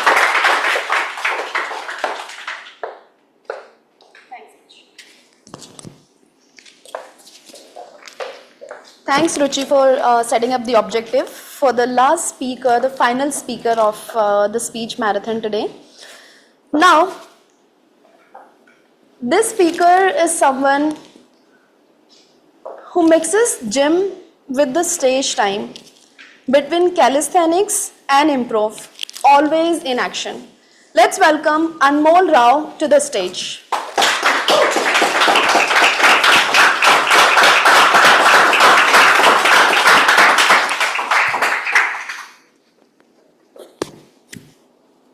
Anmol Rao. OMG, that one Kali. OMG, that one Kali. Anmol Rao. Good luck.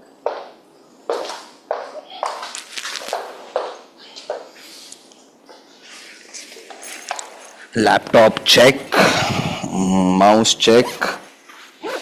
Okay, I'm off to work. I'm going to conquer the world today. Not this guy again, man. Can't tolerate him. Have you ever gone to office only thinking that you will conquer the world and told yourself, not this guy again, not him. This guy, that was me way back. Confucius said, if you love the job, what you do, you will never have to work a day in your life. Clearly, Confucius never had a colleague who used to ask him 200 questions in a 30-minute meeting. Good morning, friends, Toastmasters, and that one colleague, if you're here. Today, I will tell you the story of that one colleague in my office. This guy was a Monday morning espresso shot, full of enthusiasm, energy, excitement, and questions. So much questions that it would really offend the other person off a little too much. He had this magical ability in him to be present in this meeting, but be physically somewhere else in Goa partying. It all started in the year 2023 when I got a new job and everything was going well. I got to know my job, my task at hand, and I started delivering. But then I asked myself, why is everything so good? मेरा life में कलेश क्यों नहीं है? Why is there no drama in my life? And that is when it hit me. This guy used to sit right next to me. In fact, everywhere I went, he sat next to me. In meeting rooms, near co-working spaces, everywhere. Now, because I do not want to get a HR complaint, let's call him Mr. X. So the story begins when one day my friend Nikhil, a good colleague of mine and a friend, was given a job to do.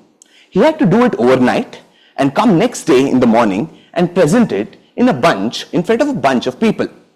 So next morning he comes, he's prepared, he comes to deliver his task at hand. The meeting begins. Nikhil starts presenting it. We are 5 minutes into the meeting and all is good. Yet, we're 10 minutes into the meeting and all is good. Yet, we are 15 minutes and then it starts. Nikhil, can you tell me this point? I really didn't understand it. Yes, I'm coming to that. Just give me a second. Nikhil, the previous point you mentioned, it really coincides with the other point. Can you please explain that again? Yes, I'm just coming there. Wait. Nikhil, this brand positioning which you said, see, I'm not really understanding this. Yes, I'm coming to that. And the next 45 minutes of the meeting goes past like that. The meeting ends. Nikhil is furious. He walks out of the meeting, completely annoyed.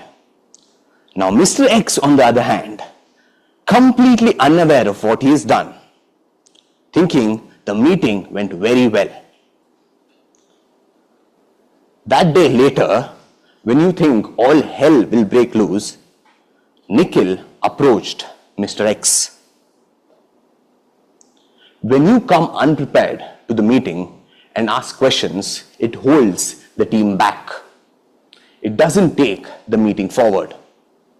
Everybody wants to learn, but when you are learning, you must also bring something to the table. Only then you go forward as a team and you learn. This completely shook Mr. X. The words, bring something to the table and take the team ahead, resonated and echoed with him.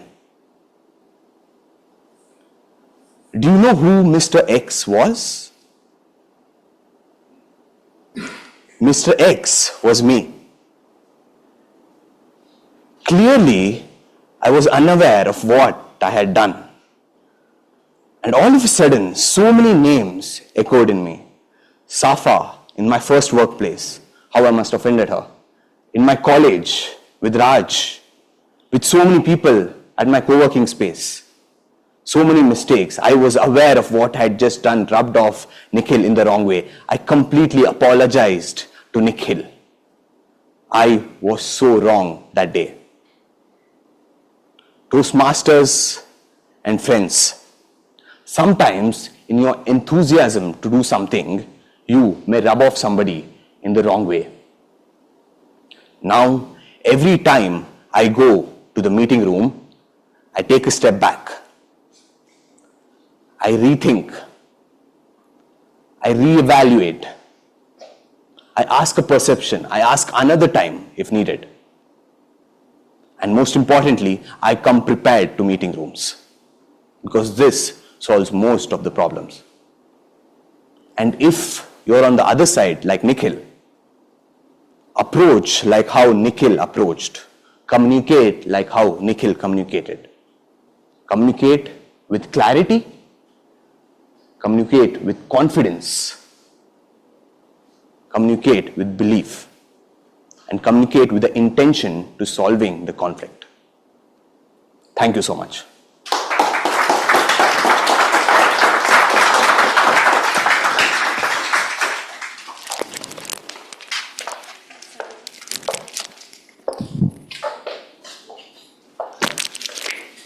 Thank you, Anmol.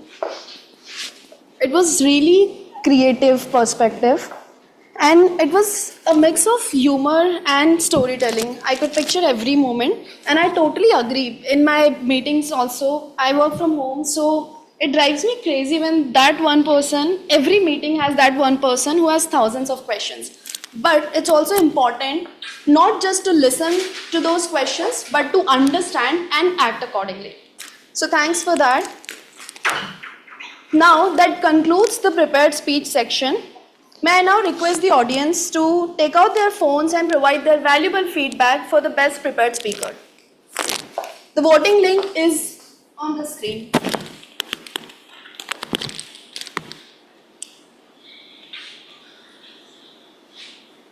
Folks, please vote for your first choice for best speaker, followed by second choice.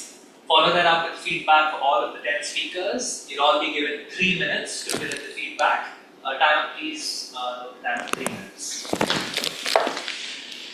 The link is bit.ly/BHTM-vote1. This is for members as guests. Please vote.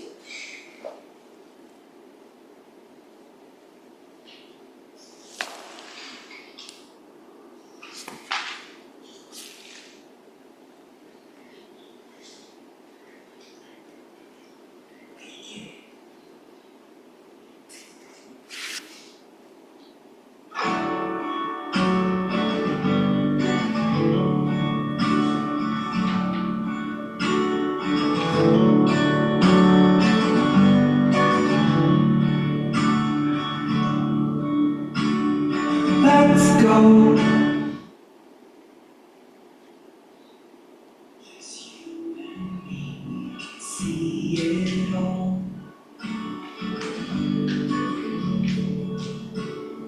Let's go and live our dream. Just you and me through an open door. Live life to the full.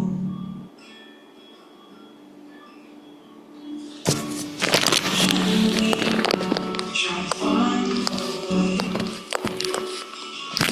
That place is magazines. Let's see if there's something more.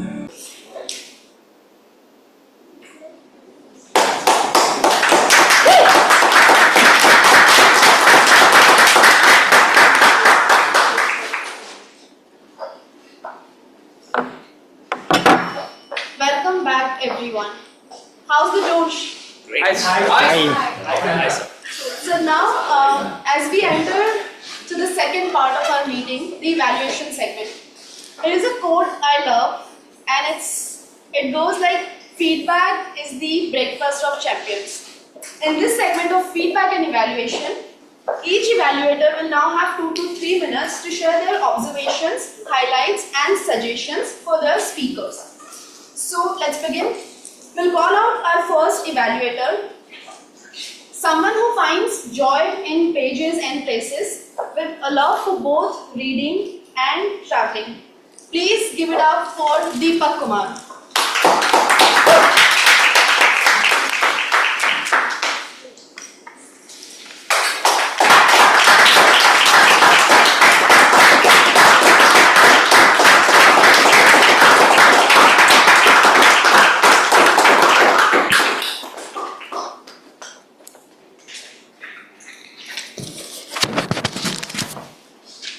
Thank you.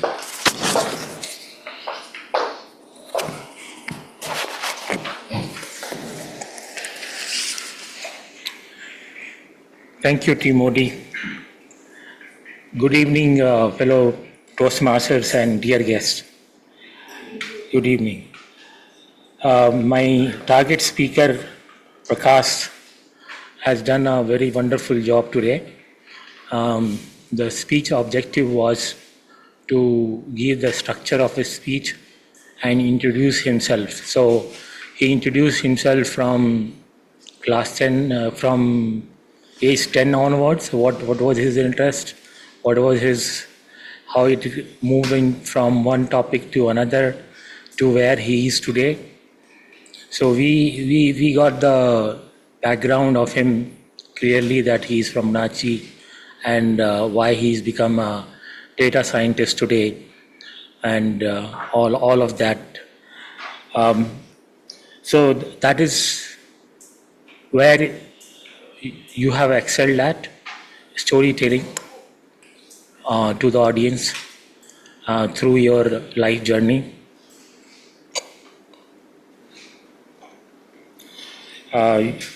Yeah, so learning from selling vegetables, fruits, to repairing radios, developing in-house, developing interest in electronics, to computing, to data scientists, and solving critical problems. That was your life. That has been your short professional life introduction we got from you. Thank you for that. I think it's too good. This is very good for a icebreaker speech. You may like to work on smiling some more, which will make you confident on the stage. As you smile, the audience will smile, and you will feel comfortable and confident, and hence your delivery will become better. To challenge yourself, and the whole Toastmaster journey is towards that only. So it will not come in single day. You will see how people use vocal varieties.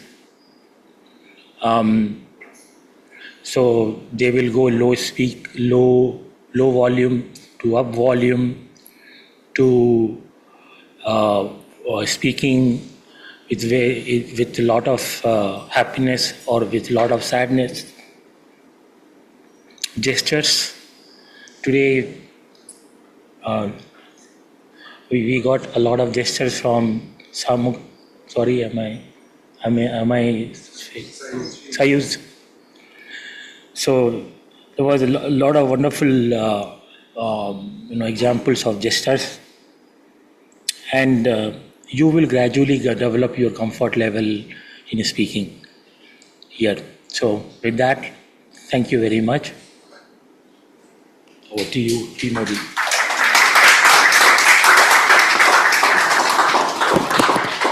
Thank you, Deepak.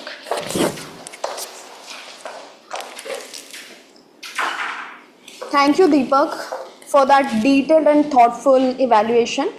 And I'm sure the speaker, Prakash, will definitely work on the areas of improvement.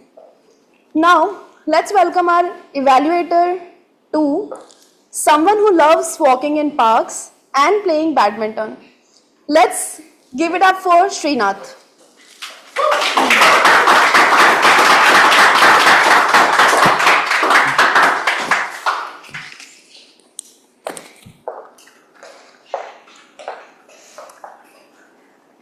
Good evening, my dear fellow bright hearts and guests, and welcome back after a short break. And a special good evening to my target speaker, Pankaj. Pankaj, today you took us on a journey of how you are curious to the technology from the beginning, how you have tested to check whether they had a test or not. You dismantled the entire PC and you were just lost, and you caught your father, which you have explained in a very good way, that very conversational tone, and then the way you are explaining, I could literally imagine that, yeah, you doing that, the way you are, the energy that you had on the stage and the way you are moving, moving that, I could literally imagine you doing those things with the curiosity, which brings to my first point, the stories, the way of storytelling. You explained us how a curious kid, the guy who dismantled the PC, and the way you went into the college and did MCA, how the technology has fascinated you, and where you have set up your own startup.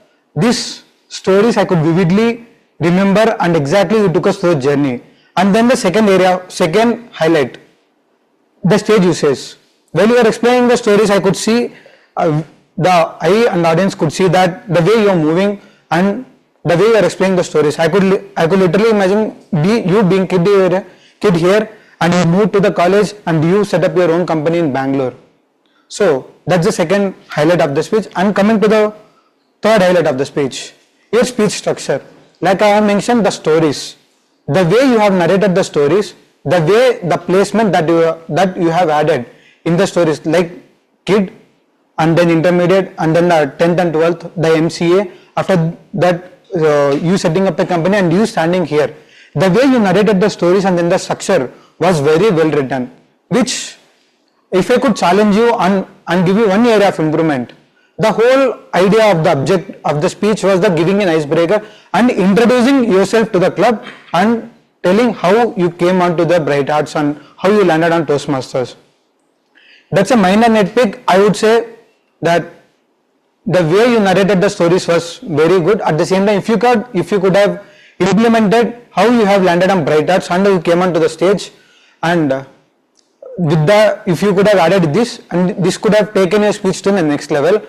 And with this, in conclusion, there is no limit for you. You are always pushing your limits. With this icebreaker, I'm looking forward how you're gonna push your limits and give such an amazing speeches, and I would definitely say you will take them to the next level. Thank you. Back to Timod.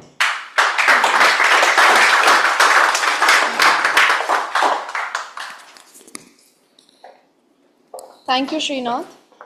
It was indeed a sharp observation, proper clarity, and I'm sure the speaker will definitely work on it and become the best version of himself. Now, let's welcome our next evaluator, someone who loves discovering new places, catching up with his friends, and also enjoying a good movie. Please put your hands together for Prinshu Parmar.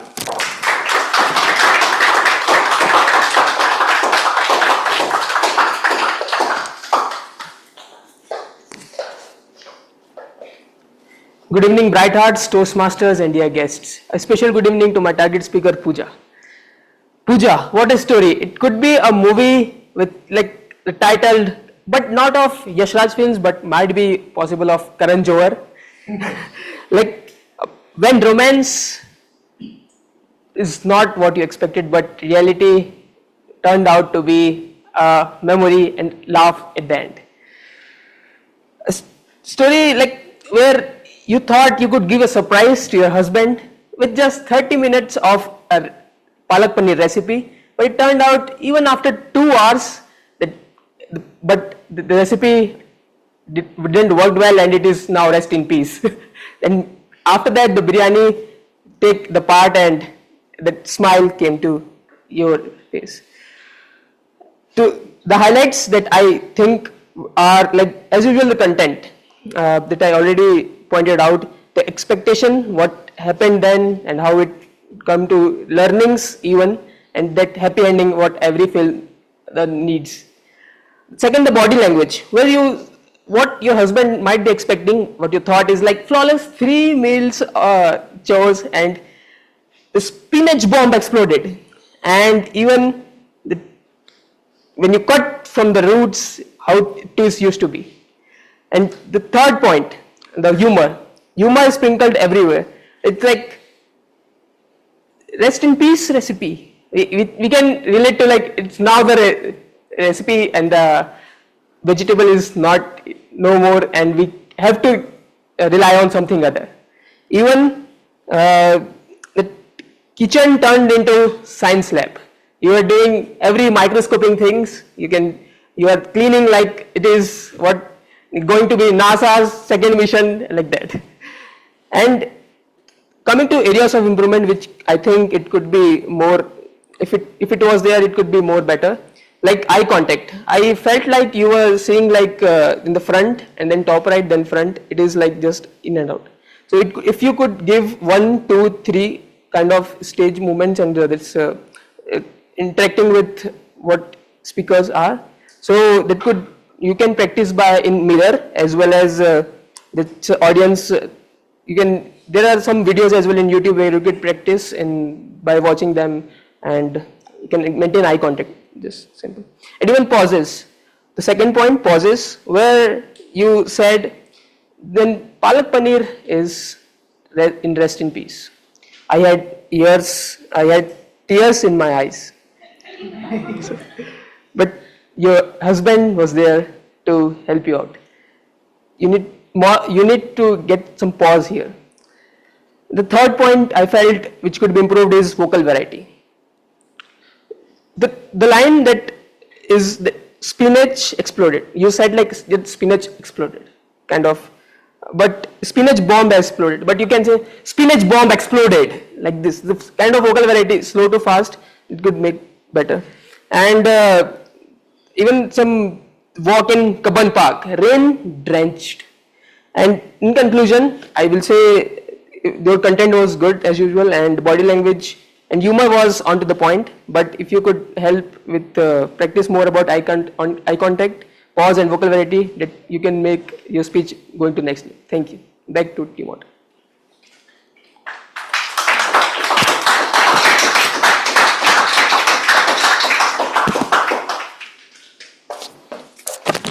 Thanks, Richard.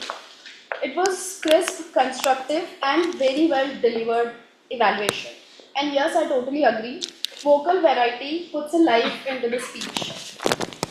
With that, let's welcome our next evaluator, a calisthenics enthusiast who balances muscles with movies, games with books. Please welcome Sampreet Wali.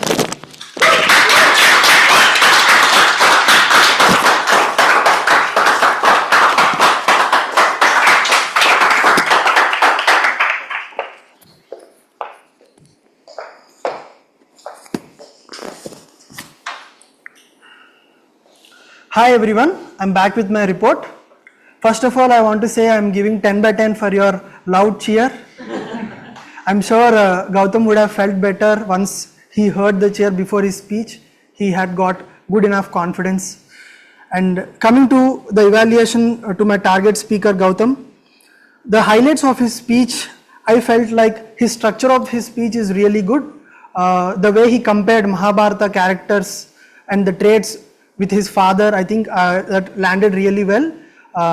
Like when he compared Bhima for strength, Krishna for advice, and Karna for being humble and kind. How he takes that, how he correlates with that traits with his father and take inspiration from that. I think that really was really nice, well put in his speech. And the second highlight I felt is his hand gestures. It was really nice, and the way he set up the camera is also really good. We are able to see his hands and entire body, which is really nice. And the next highlight I would say is his voice was really high and confident. It is really audible for us. That was really nice.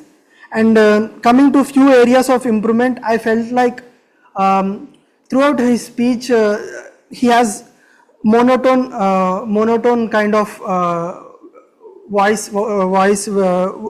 vocal variety. I think he could have added more vocal variety in some situations, like the way he said in one particular scenario where his father compared him with a buffalo.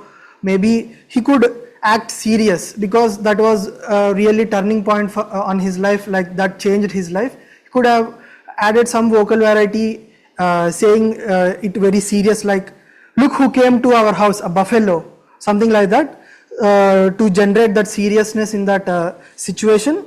And second area of improvement I could say is that he could have added little pause in his speech. The pace is like really constant throughout the entirety of his speech.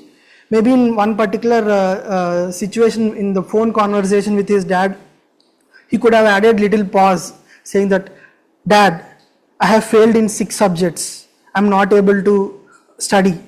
And he could have added little pause in that delivery to have that seriousness. And third area of improvement I will say is that the conclusion. The conclusion could have been little crisp. He said his dad, his superhero twice. Maybe he could have ended the conclusion with a nice crisp note. In conclusion, to my evaluation, his highlights of his speech is the structure and his high voice, the confidence he has, and his hand gestures. And a few area of improvements is the vocal variety, the pause, the pace, constant pace, and the conclusion could have been much crisp. With that, I would like to say that my speaker would definitely include this and become a better speaker in the upcoming speeches. With that, I am handing TM over.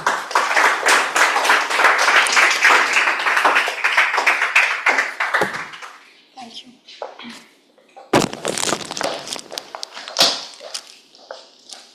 Thank you, Sampreet. Thanks for highlighting both the strengths and scope. Great job. And I totally agree with you. Ending of every story, speech with a good note is really important, and it makes sense altogether. Now, let's welcome our next evaluator. He is a cycling enthusiast whose longest ride is a whopping 100 kilometers. Please put your hands together for Wasim Faisal.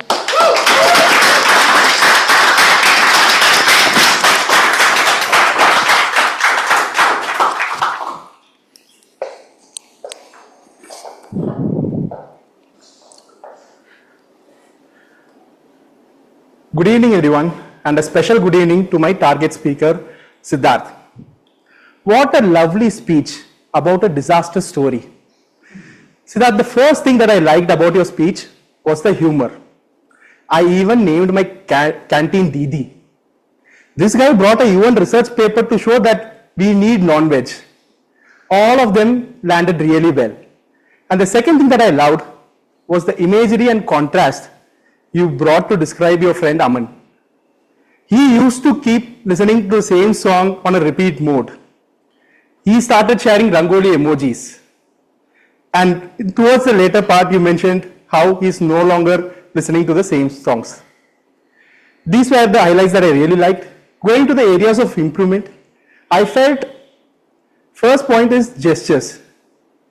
You have some like generic gestures that you tend to do.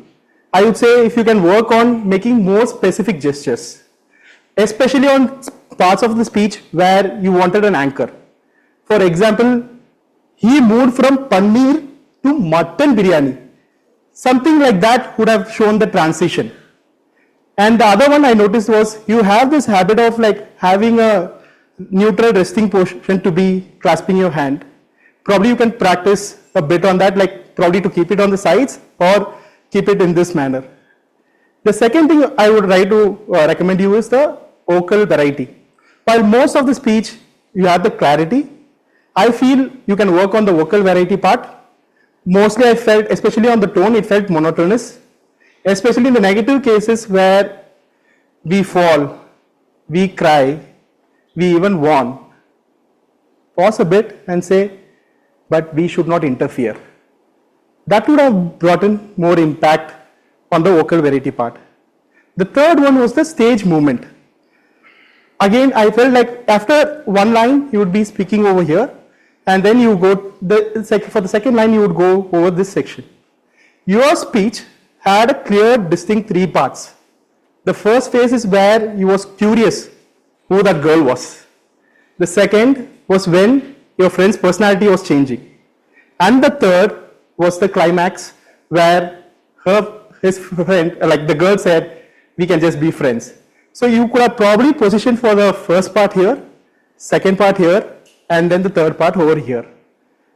To summarize, you have an amazing humor and you know how to bring that imagery and contrast in your speeches. If you can work a little bit on your gestures, vocal variety and stage movement, I am sure your speeches will be much more better. And to go further, not just the speeches, but what if your overall communication improves and you are able to convince few people and prevent some disasters. Thank you.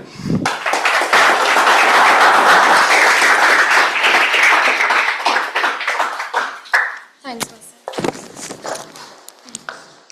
Thank you, Vasan.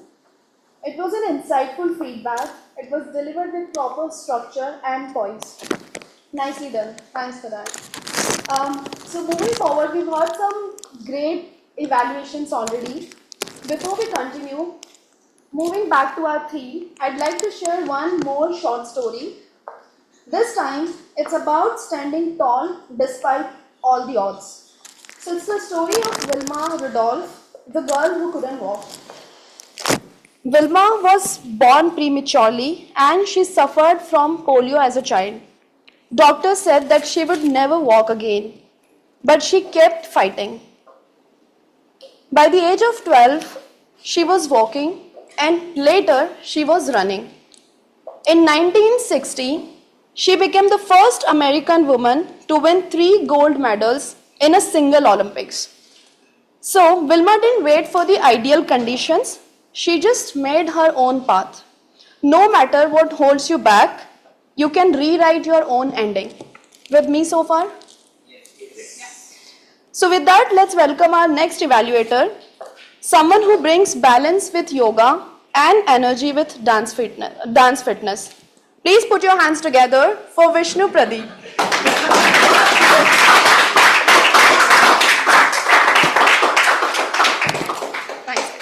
Thank you.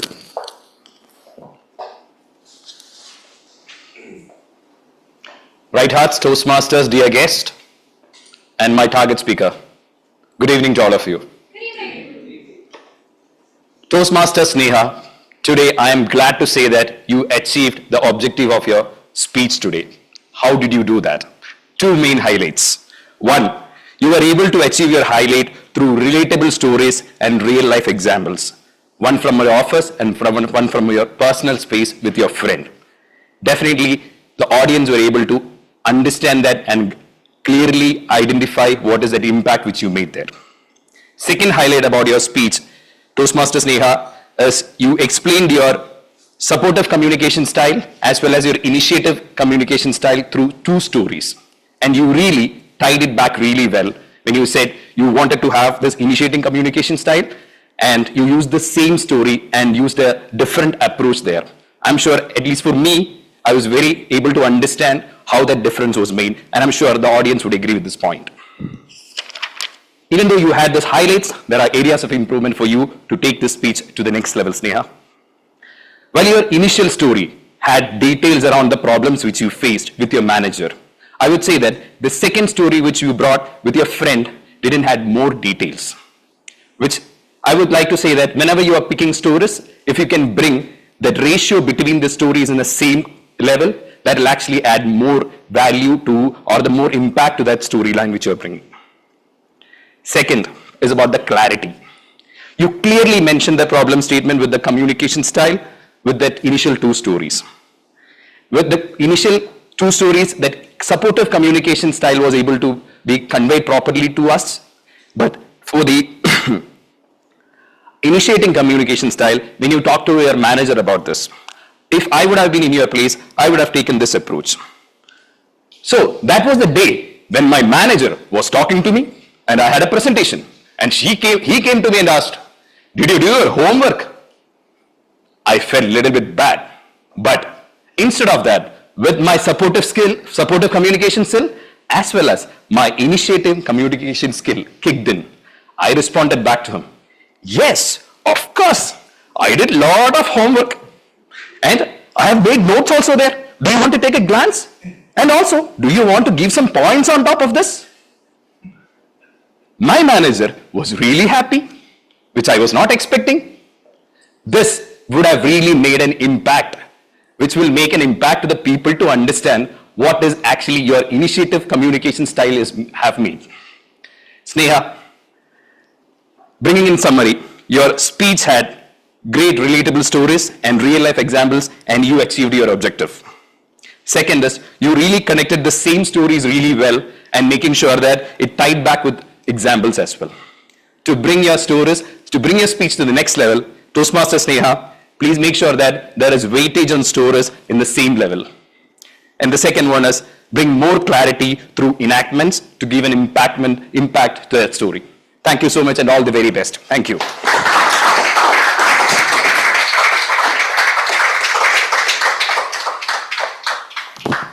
Thank you, Vishnu. Thanks, Vishnu. Thanks for the balanced and encouraging evaluation. And yes, as you mentioned about the areas of improvement, about details, clarity, and expression, when we follow this, it actually fills life to your speech. And I'm sure the speaker, Sneha, will definitely follow and work on it. Moving forward, let's welcome our 7th evaluator, a true foodie who's always on the hunt for the next great bite. Please welcome Sarthak Das to the stage.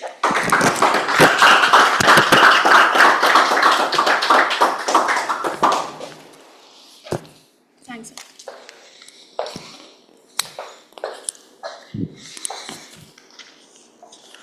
Good evening, everyone, guests, and to my target speaker, Madhur. Madhur, you took us on a journey across the mountains and through a trek and gave us a glimpse into the picturesque views of the mountains, as well as the not so picturesque bio toilets and squatting down imagery. There are two highlights I really want to show. One is your stage presence. I loved when you entered, you had your trekking shirt on and your spectacles. The audience was enthralled and you waited for them to catch that action and then you began your speech. Next, was your eye contact. When you opened the zip of the tent, you looked around and looked across the room. As someone who opened the tent would look across at the scenery. You nailed that. The second point of highlight are your hand gestures. You have done really well in enacting your speech. Some examples like when you're packing a bag, you're putting everything in the bag, you're throwing stuff inside. Show the point. Then you're squatting, made the point. And then making a bag lighter and then running around to show that light bag helps you run around. With this, I can safely say that you have achieved your project goals of achieving great body language in your speech. But to make your speech even better, I have 2 points of improvements for you. One is your expressions and behavior can better reflect what you're talking about in the moment. For example, when you open the zip, and you told yourself, "Madhur, welcome to 12,000 feet. It's very cold, right?" You'll probably say, "Madhur, welcome to 12,000 feet." So the sense of victory, achievement, but also act in the environment, you're feeling cold. Another instance was when you talked about a bird pooping on a jacket. You said bird pooping on a jacket and you smiled. It's not really happy, right? So one way I would enact is a bird pooping on a jacket. Like show some disgust, it's poop after all. So when you enact as well as bring in that expression, This will help the audience feel what you're speaking, not just listen to it. To summarize, Toastmaster Madhur, you have achieved your project objectives. Your stage presence is amazing. The way you enacted your speech is noteworthy. But to make your speech even better, do work upon integrating your story in your enactments. Thank you.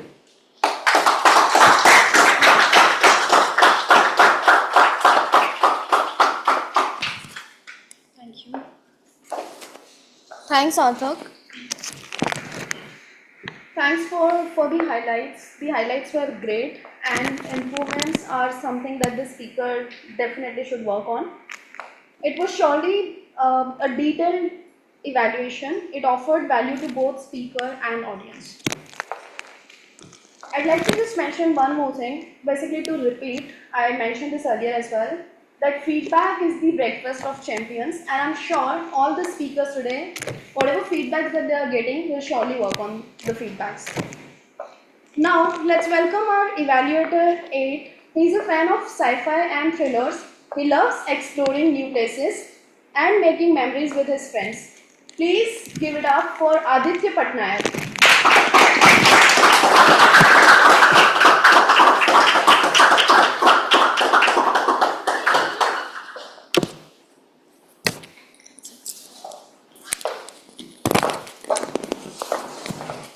Okay, good evening Toastmasters and dear guests.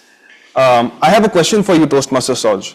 What do you mix in your cocktails that people see stars when they are partying and they want to see the sun the next day?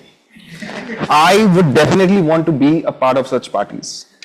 But coming to the evaluation, I think two things that you really excelled at in your speech is one, the speech was extremely humorous. It had humor throughout the speech, and you kept on the consistency of humor across, be it the dramatic situation that you narrated or towards the end when you yourself experienced the fear and the thrill of skydiving. The second thing, you really brought out that there is a Simran in all of us and it needs to come out really well. And you did that through your story. So that was a really good takeaway for me personally, and I'm sure for all of us over here. So a couple of highlights that I want to really point out. You had a great audience connect. You started your speech with how many of you experience phobia, and then you jump straight to the phobia that all of us nearly have, which is the fear of heights. That's a very relatable phobia for all of us. So kudos on that. The second thing was about narration of the dramatic situation, where Simran really started out crying that she wants to experience something that she has never done before. So that was really dramatic, really expressive in a way for all of us, for me especially. And the third thing that really came out well was you used a lot of metaphor. For example, I was having energy like the kid in a candy store. So this was something that really stood out well. Now coming to some of the things that you could do well that will take your speech to the next level. First, the pace of your speech. I felt your speech 1, 2, 3, if I have to divide it, right, from the situation of the cocktail party to the sequence where all of you got up and then the final skydiving sequence. It was way too fast. When you are expressing humor, it is necessary that people absorb that humor, and it was very sequential, but it was still very fast for me. So maybe you could go a bit slow on that. The second thing was you could use better hand gestures. Like for example, let's say you're mixing cocktails. You can say that I was mixing cocktails when people started behaving weirdly, right? Or for example, you can say to the audience, like, this is the first message that I want to send you out. This is the second message that I want to send you out. So you could use that hand gesture well. And the third thing was your stage movement was restricted to the right hand side. Maybe you would like to explore that on the left, or maybe use a prop on the left to compensate for that absence on the left hand side of the stage, right? So overall clarity, great tonality as per the situation, great audience connect. 3 things to improve on: your pace, your hand gestures, and your overall stage movements. And you kept smiling, so that was a motivating factor for me throughout your speech. With that, all the best to you. You achieved your speech objective, and all the best for your next speeches. Back to you, Toastmasters.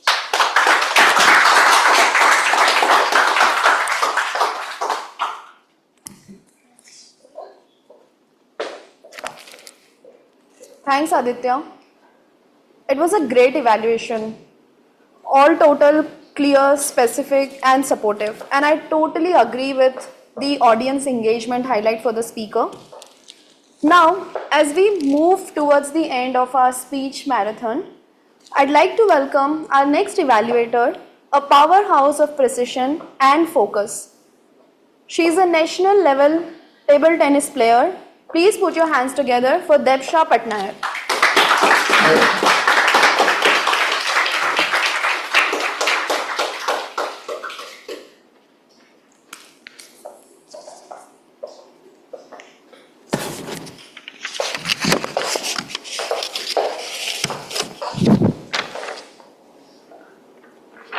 How many of you have that one annoying friend who asks you unnecessary questions? And how many of you love Virat Kohli? I think all of you. Good evening, fellow Toastmasters and dear guests, and my target speaker, Anna.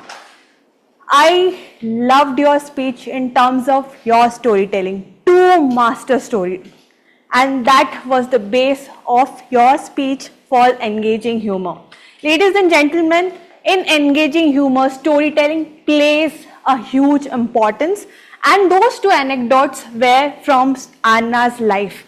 So that made it extremely special. You could feel that she was relating to it while she was reciting the story. In the first, she was actually getting annoyed with her friend, and in the second, you could see she was blushing. Now, your second story was the masterstroke. It had good humor put into it. For example, you know, Virat is a keeper and he keeps it because he keeps the entire team together. And that is what got you maximum giggles. The audience really felt it relatable and enjoyed it. Now coming to your first speech. Now that's where I'll break it down. Remember how I introduced it? I introduced with an example that you're going to talk about Virat Kohli and you're also going to talk about an annoying friend. You started with an example from school which took 1 minute time to understand what you are going to talk about. So if you could have started with a question and given a context that you are going to talk about two different stories, probably audience would have been hooked. Normally your pace is little fast, and in the first story it was not something that audience knew about it. It was your personal story. So it was important to pace it down a little bit. Rather using multiple instances, use only one or two instances. For example, why is the clock snooze time not equal to microwave time? Then why is painting called a painting while it is already painted? It could have landed better with the audience because it was something that they were not accustomed with. All in all, if I have to conclude, working a little bit on your pace, then working on the timing of jokes to land, that would make your speech much more impactful. Also concluding, you are already a seasoned speaker, master storyteller, so both coupled together will create a lot of impact. With that, over to you.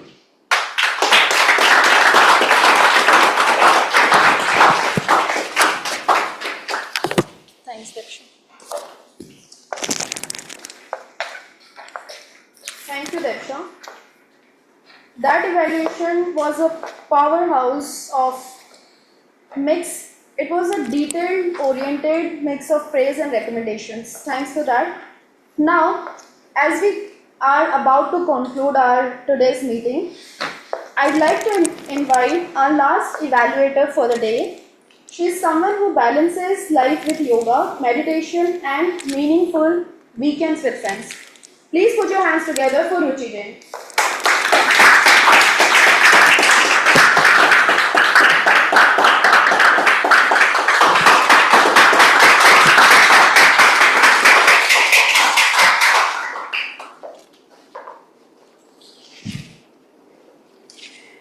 Good evening, Toastmasters and dear guests. Good evening.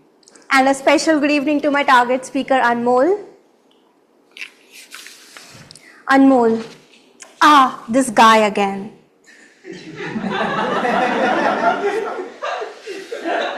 This is what I say not when I see you, but my brother. Anmol, I have two areas of strength for you and two areas of improvement for you. First, Anmol, you had a very good energy today on stage. You came as a 10th speaker and somehow you still uplifted the energy in the room. By the time the 10th speaker comes, audience has already hit a fatigue.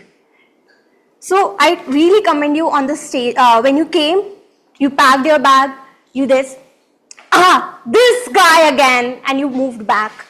That elevated that energy in the room and you maintained that energy throughout your speech. Good job on that. Second, your body language. Today I felt your body language was on point. Be it your body, be it your movement on the stage, you were using the stage as and when it was required. There was no overuse of stage. Then your gestures, you had a clear gestures, and there was no nervous movement that was there in between your speech. And you also bent at times to connect with your audience, which made your delivery more impactful. Now, coming to your areas of improvement. First, vocal variety. Anmol, in the middle section of your speech, I felt your vocal variety became monotone and it was mostly high. For example, when you said, Nikhil is furious, this shook guy X, same energy. Whereas it should have been changed. Nikhil is furious, this shook guy X. That would have made your delivery more impactful as it would have bring out different emotions and the audience would have been able to connect with your content better. Second, your speech purpose.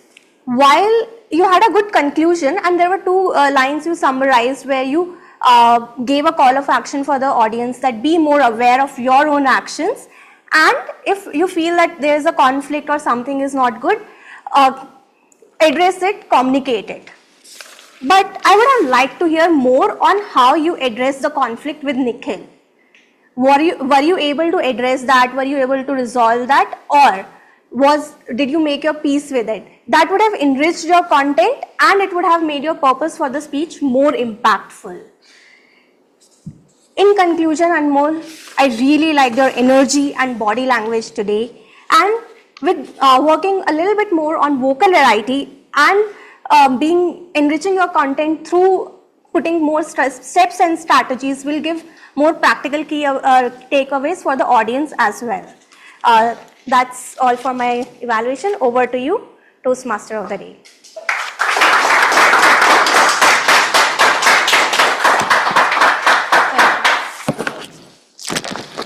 Thanks, Ruchi.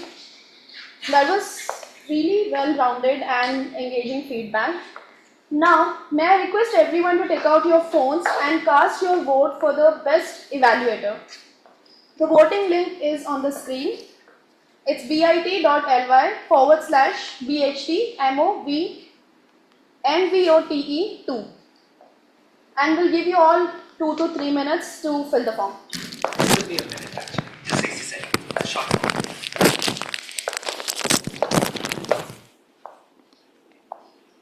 Folks, just hold on one moment. We have to update some aspects of the form. Please wait. Do not vote. That's fine. Evaluator 1 is Deepak Kumar. 2 is Srinath.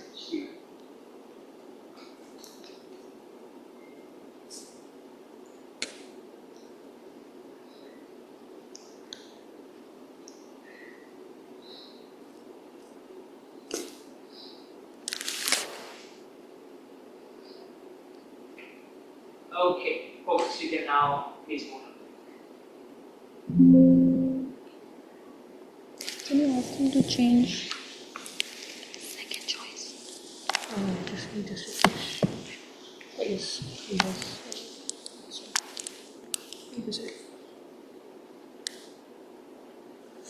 Yeah.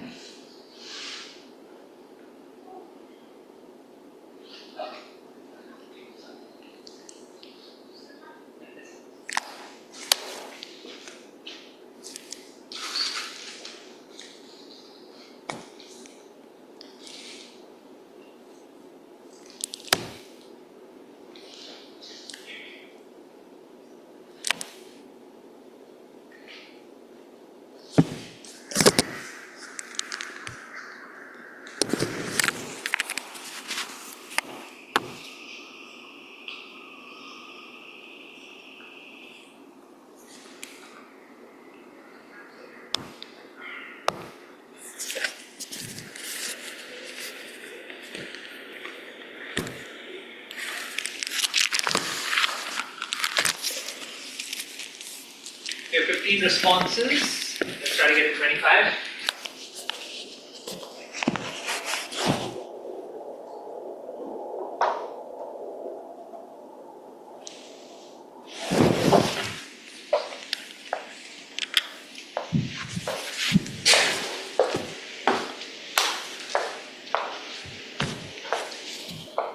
Please raise your hands if you have done voting.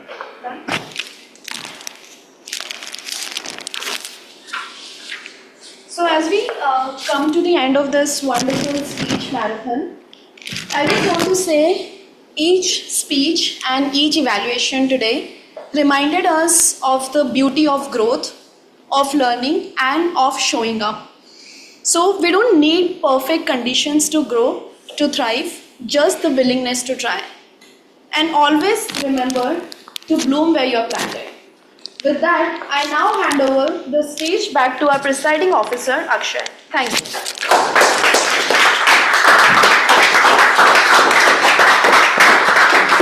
Thank you. Thanks, Akshay.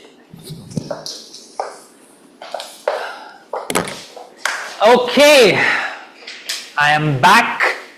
The speech marathon is officially concluded.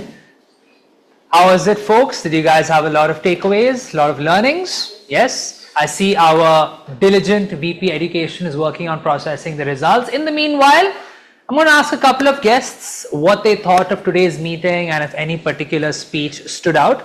As I point at you, you can just raise from your seat, tell us your name and what you thought about today's meeting. Okay, and you can keep it to about 30 to 45 seconds. So why don't we start with Vibha? Would you like to share your thoughts about today's meeting?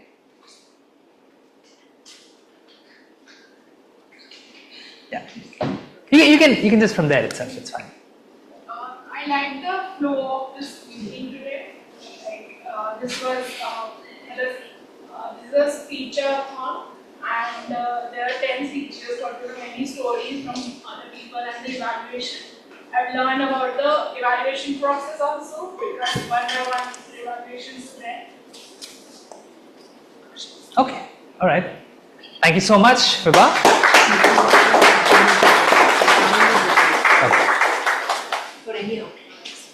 Okay, sure. Meanwhile, Priyansh, can you come on stage and quickly give us the timer report for the 10 speakers and evaluators? Let's hear it for Priyansh.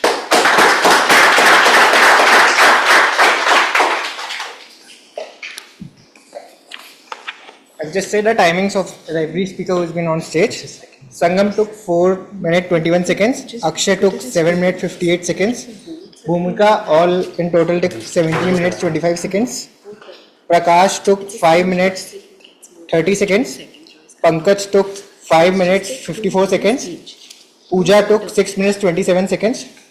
Siddharth took 5 minutes 26 seconds. Sneha took 7 minutes 8 seconds. Madhur took 6 minutes 5 seconds. Sauch took 5 minutes 59 seconds. Arna took 6 minutes 29 seconds. Anmol took 6 minutes 27 seconds.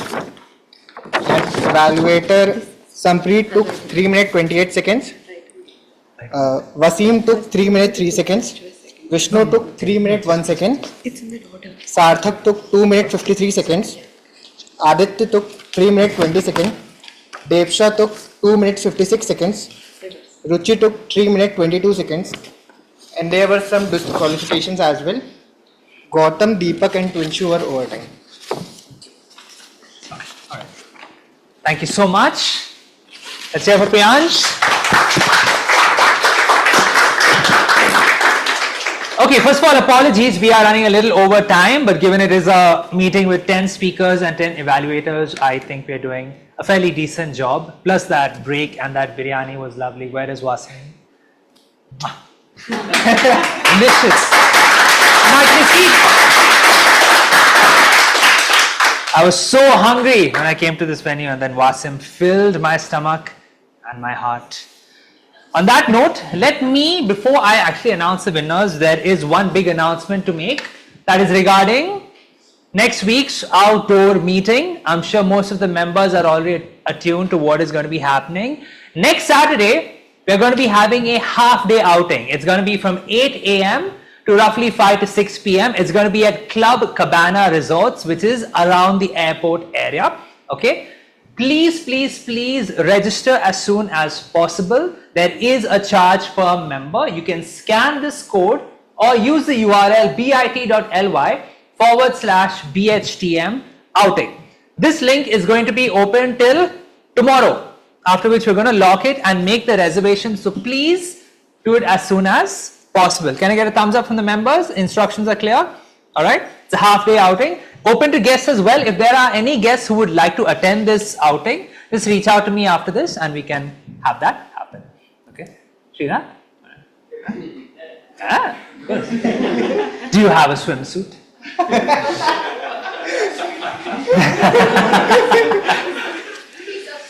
So uncultured. God. Let's go into the winners for meeting number 36 of Bright Hearts Toastmasters. The second best evaluator or the second choice evaluator for meeting 36 of Bright Hearts Toastmasters is Toastmaster Aditya Patnaik.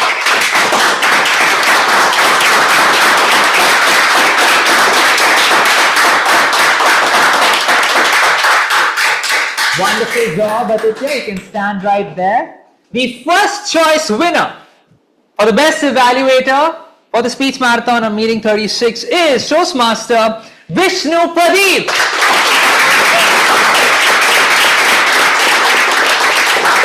Congratulations, well done. Let's go now into the best speakers, starting with the best speaker, second choice, and the winner is Toastmaster Anmol Rao.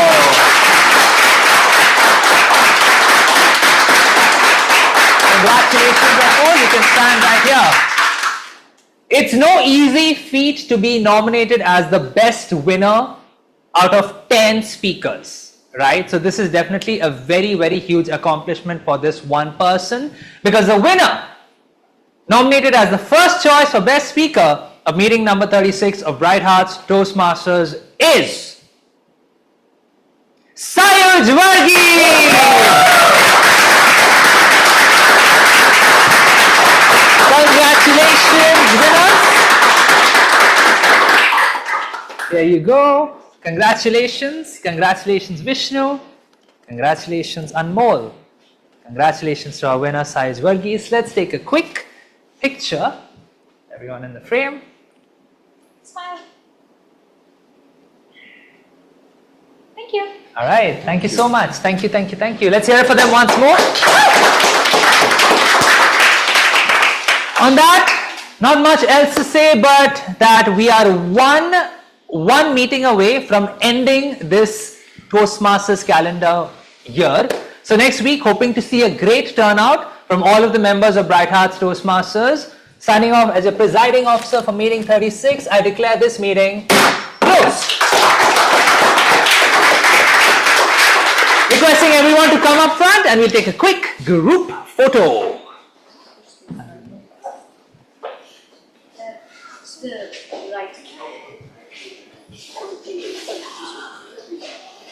Just one, no?